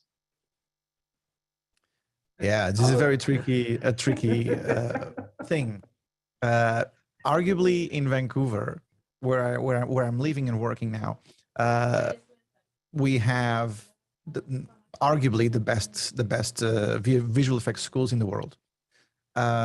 Maybe some in Europe, maybe a couple more in Europe, but in terms of visual effects specialization, supposedly here are the best schools in the world.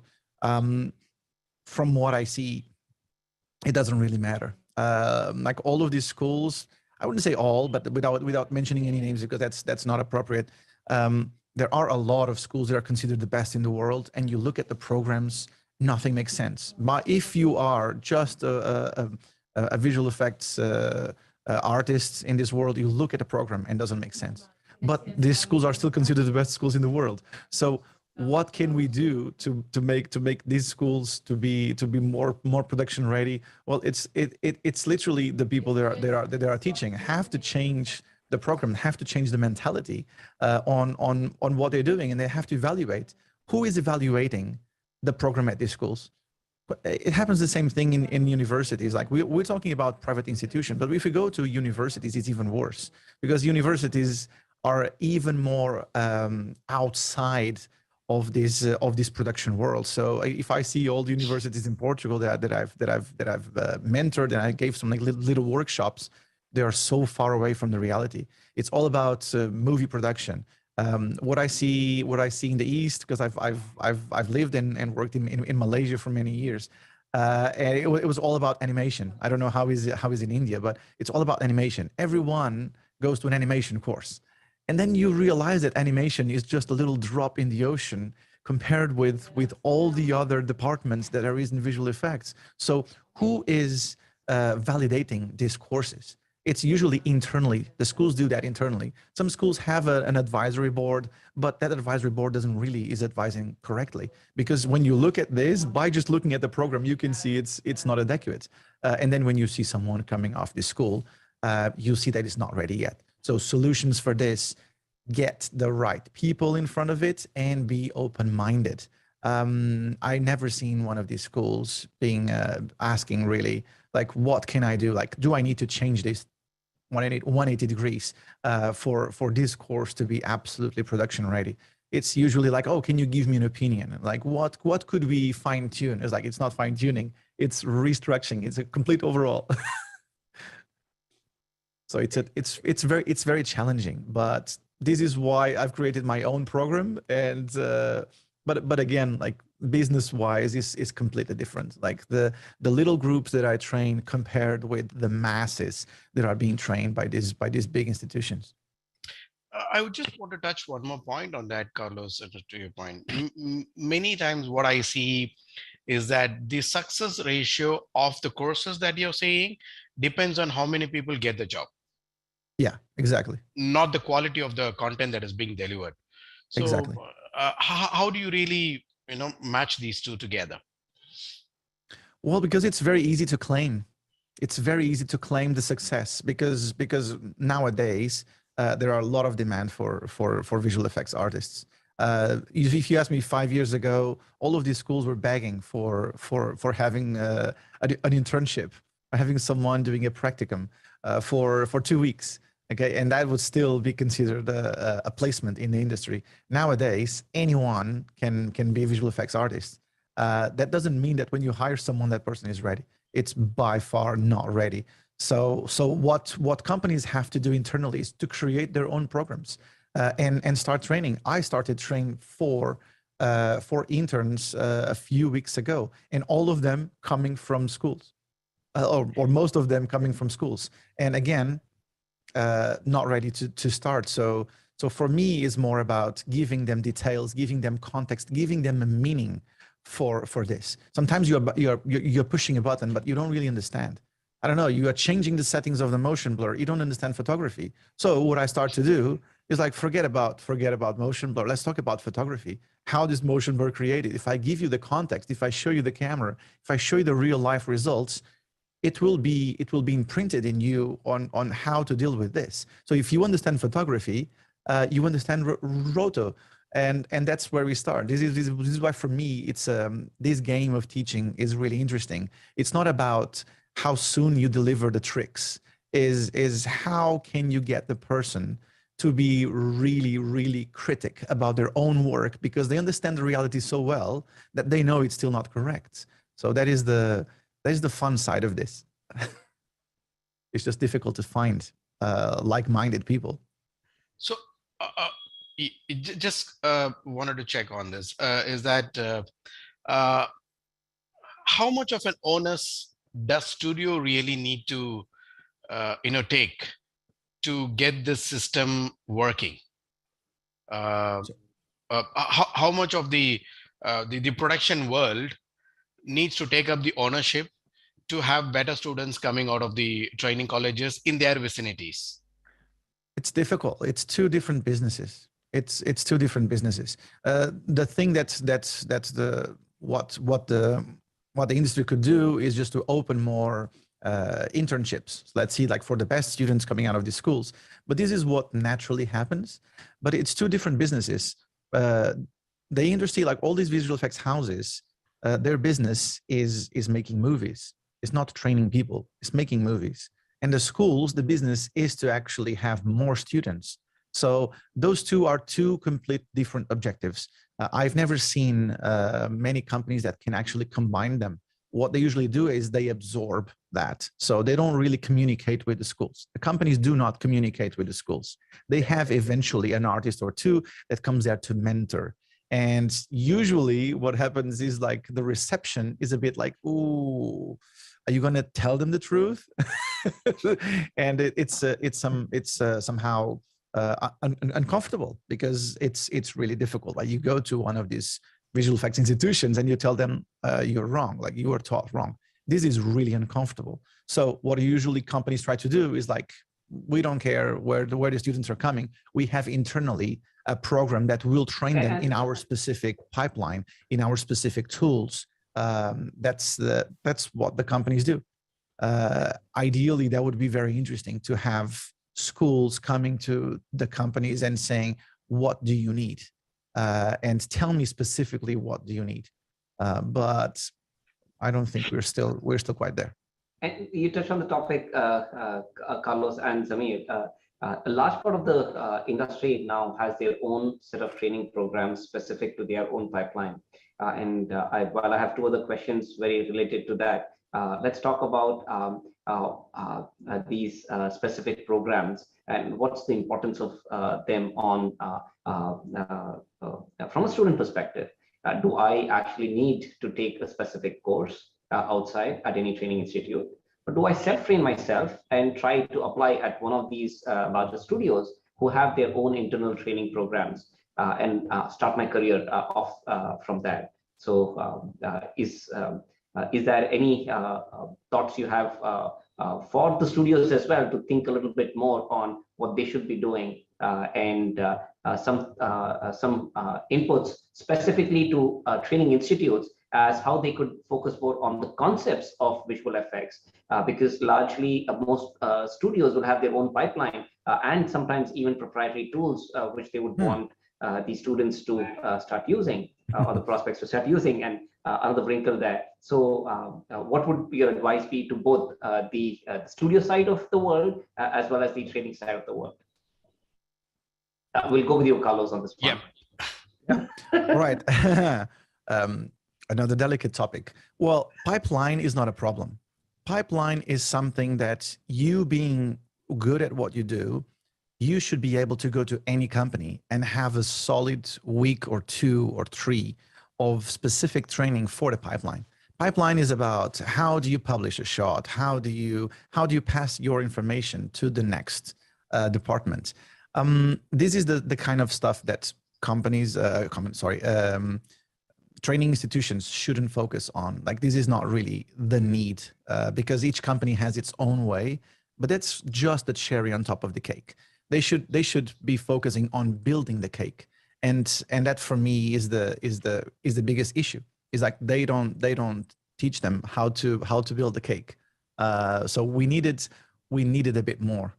We needed a more context, more using the tools that these companies are using, and the tools are sometimes like a very restricted list, and they are still not being taught correctly. So I don't think pipeline is like the actual game changer. It doesn't have to be trained in these training institutes. It's just like, for me, I'm completely agnostic in terms of tools and whatever. For me, it's more about the knowledge. If you know how to roto, you know how to roto in Nuke, in Silhouette, in Noodle, in whatever tool they put in front of you. It will take you a bit more time or less time according to if the tool is adequate or not, but you know how to roto, and that is a universal thing. What do you think, Zamir? Definitely. I just have a bit of a different perspective here. One is that again, coming back to the point of benchmarking. This is something that I would also want to take it up from the production person. Let's have a scenario where we have a self-trained or self-taught person who applies for a production studio, and then we have a person coming from a branded or training college. Yeah, branded training college. Honestly speaking, are we treating them both equally? The production studios? No, there is a bias already baked into it. So because the reason for this bias is because we do not have a common benchmarking, common platform to say that, or a common accreditation to say that a person who is self-taught is equally on the same platform versus the person who is coming out of a branded $1 million training institute.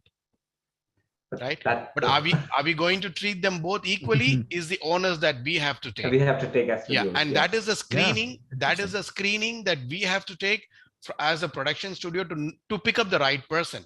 Right? That's an onus. One. The second thing is that yes, we do have the training programs that we do internally to make them quickly adaptable and get into the production ready systems. I would also say that studios, at least the smaller tier studios, should own up a little bit of sharing these modules with the training colleges, or at least the training colleges in their vicinity or in their in the area, to tell them that this is what I need. Or let's take a concept of outsourcing what I need to a training college.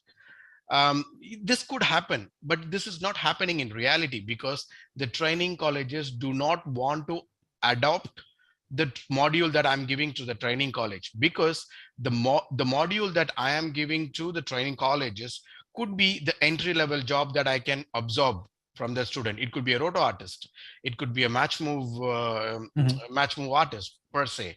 But the person coming out of the training college, or the kind of gyan, or the kind of illusion that has been imparted to the students of the training colleges, is that you are going to become a creative director at day one. Right? But we need to make them aware that, okay, these are the entry level jobs, these are the first step that you need to take, and for this first step, this is what you need to do.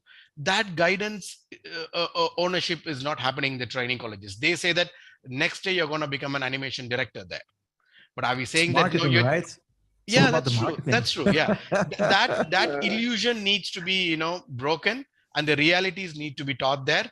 And of course, I would say 50% of the owners also would be from the production studios, who try to share these modules to them to say that, yeah, please give us students who are production ready, than studios taking all the ownership of training here.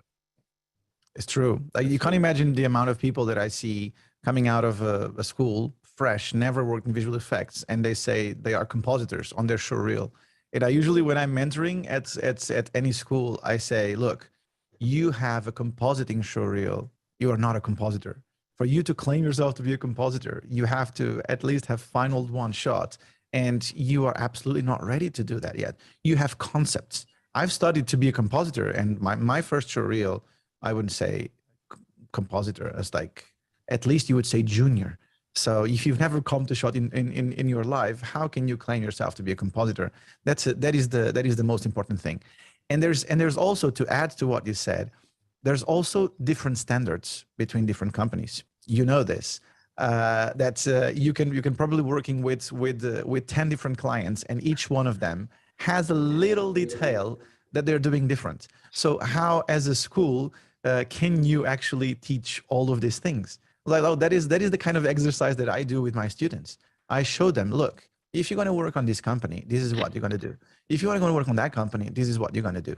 And after I show them all of the possibilities, I let them choose what they do believe it's the most efficient, it's the one that makes sense, but not making them completely blind to what is out there. So being completely honest with the students is the best thing. So not selling that they're going to be creative directors as soon as they get out of the course, and giving them options. Literally saying, look, this is not a consensus in the industry. There are arguably better solutions than others, but let me show you, let me expose you to all of this, and let you criticize and see which one you believe is the most efficient, and then specialize in doing that, in being the best and the fastest at doing what you do. Interesting. I want to touch something which is not from this point, but a point Zamir made earlier was specific to hiring or finding great talent at art studios, or art colleges, who turn out to be very, very good artists, and they perform well. But as we all know, visual effects is this beautiful, amazing confluence of art and technology. Large part of our training institutes and I would say the candidates going there also focus on the art side of things. But very few of them are focusing on the technology aspects of it. And it's very, very essential for the audience who's watching this to understand the importance of both of these areas, and how they play a very vital role in the industry. So if either of you can highlight some of the points on here. Yeah, Carlos, do you want to go? Yeah.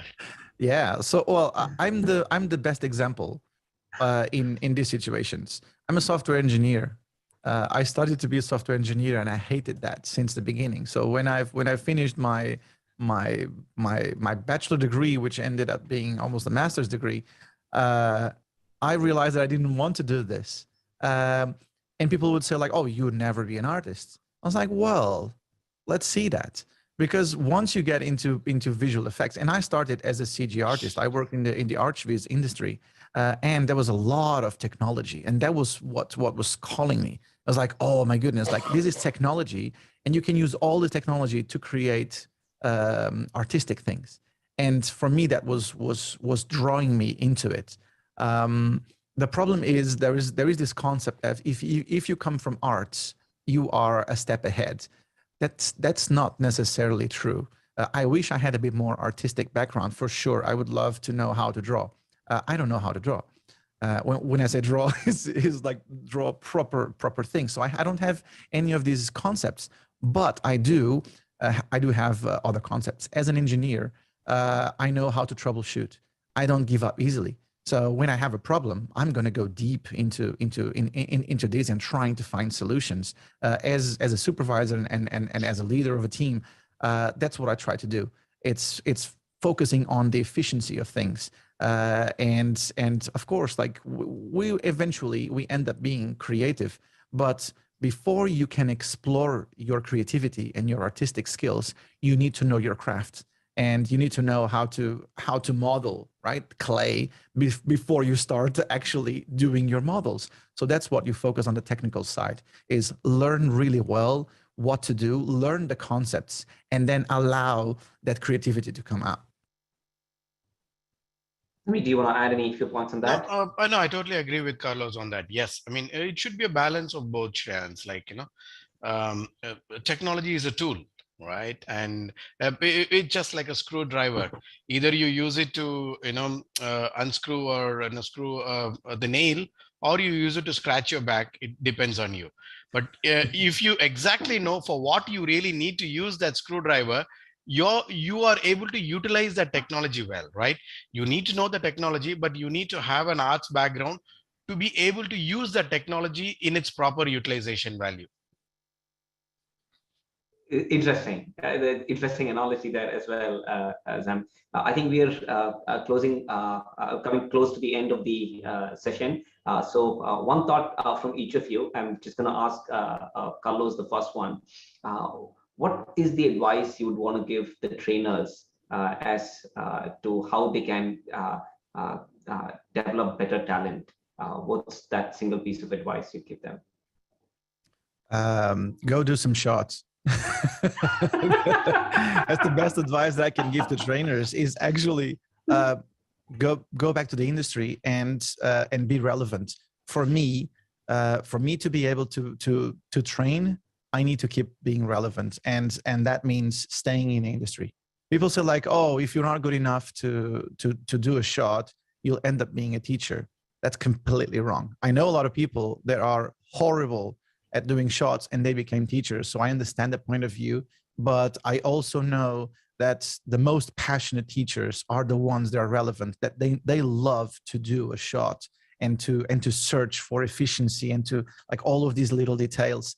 And they are really good teachers. It's just like it's difficult to find them. So my best advice would be go back to the industry and search for your relevance. Look around, see what people are really doing, see what companies are actually demanding, and then you can go back and say, look, I've updated, I've pressed the update button, and I've downloaded all of these new tips and tricks, and now I can show you more. That's what always was driving me to learn more and progress in my career. It was also to be able to teach more, and then just work on your communication skills and be empathic with people. Put yourself in their shoes. If you think that you are too good or you are above any of these artists, you're absolutely wrong. Like you should be at their level. You should be exactly on their position, because that's the only way that you can get into their minds and pass them the information. If they are always looking at you as like just some kind of thing, an example that is never being able to achieve, that is very complicated. I usually say that some of my students became better than me, and that is I'm really proud of that. To be able to share everything, all of your tricks, and seeing your students become better than you, that is absolutely amazing. Thank you for those thoughts, Carlos. And Zamir, to you, what is your advice to the candidates or the prospects who want to enter this industry and pave a way for themselves in this world of VFX? Oh, sure. Yeah. Say if I have if I have an army, I would rather have a general train the team than a PUBG player. So I would want a person who has done shots to train or to become a trainer than a person with just a theoretical, insight into it. I would totally agree to what Carlos says. And, yeah, passionate teachers really become very good trainers. And the minute you've done, I mean, you don't need to be an expert. At least you need to be exposed into what the real production needs are, what the real production shots are, so that that becomes your validation or your ticket to become the trainer. If you can just have that exposure, and if you have the ability to just simplify the concepts, to be able to give it as a nutshell information to the students, I mean, those two integral parts would really make very good trainers. And I would say the training colleges to go find people with these two important qualifications.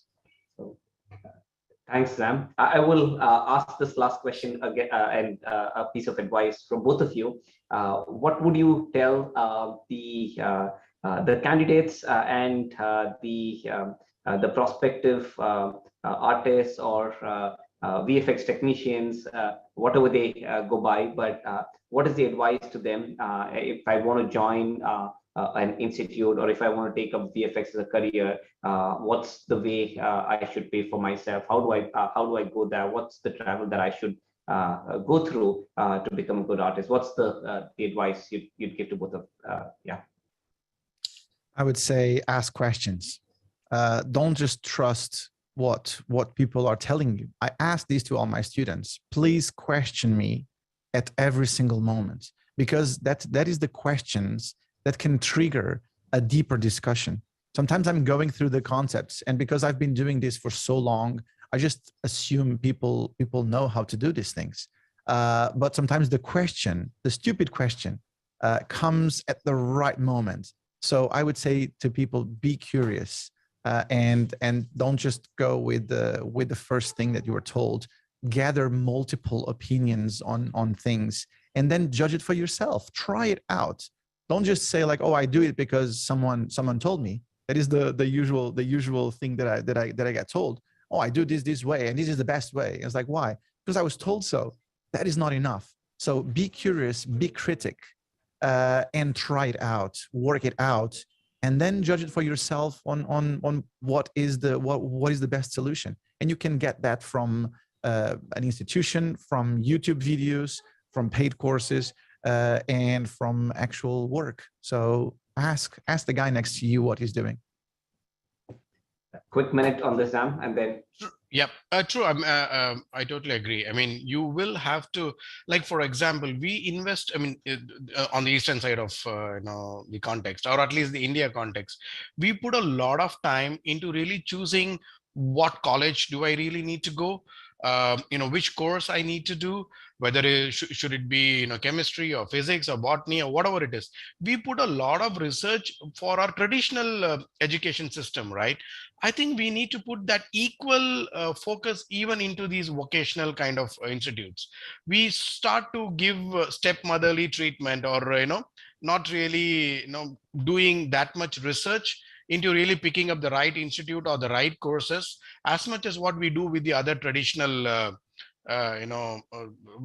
what do you say, other traditional courses that we have. So I think, as I would want to second Carlos on that we need to put enough research into it. Ask a lot of questions, get yourself exposed to what that is, and try to just do these small refresher courses to exactly know which is really comfortable to you. Like, for example, I might think that I am going to become a CG artist, but after about 2-3 days, it would be like, no, this is not my thing.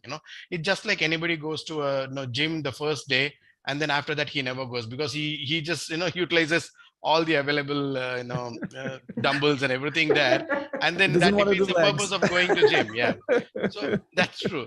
So what I would say is just try a little bit of everything, and you understand yourself, what is your comfort zone, and then pick accordingly. And you're a compositor from day one. Build those roto muscles, and we used to call them the bot biceps. No, to that one point, what Carlos was saying is that I would always, at least I would think that compositor itself is a secondary entry. It is not a direct entry. To become a comper, you need to be a good roto artist and a good paint artist to become a comper. Many people think you can just become directly a comper. It could happen, but the success ratio is very less. I agree. I totally agree that, and people believe that roto and paint are a stepping stone because people have to pay their dues. It's not like that. It's just like all the foundation, all the good habits, all the good practices are taught in there. I usually say that for me, roto is an excuse to show someone how to be a photographer and to be interested in photography. And that's pretty much it. If you can pass this passion into someone for him to understand how important it is for me to learn this technique to be a better compositor, to be able to look at the reality and actually understand what is surrounding us. That is, for me, is the most important thing. So start from the beginning, don't jump steps. And it's not how fast you get there, it's how strong you get there. I tell this to everyone that wants to be a compositor right now. You can be a compositor in 6 months, but it's not how fast you get there, it's how good you are when you get, because everyone is getting there fast. So what is the difference between everyone, right? Which one is the best? Is the strongest one, is the one that fully understands and respects the rest of the process. I'll leave you with that. I think the team at Animation Express has been really kind to us. We've far exceeded the time that was the time today. Thank you, guys. And there was some really interesting insights, and this is a topic that we can go on talking about. We've just scratched the surface. So we could go on for days, right? We could, absolutely. But thank you, Carlos. Thank you, Zamir. Zamir, for you to be here such late in the night, and Carlos for waking up early and taking this on. Thank you, Animation Express team, for having us. It was a pleasure talking to all of you. Thank you. Absolute pleasure. Thanks, everyone. Yeah. Thank you so much. Thank you guys for the wonderful session. The demand for VFX is surely increasing with each passing day, and we hope to see institutes and studios take the right steps to train the coming generation. With this, we conclude day 1 of the VFX and More Summit.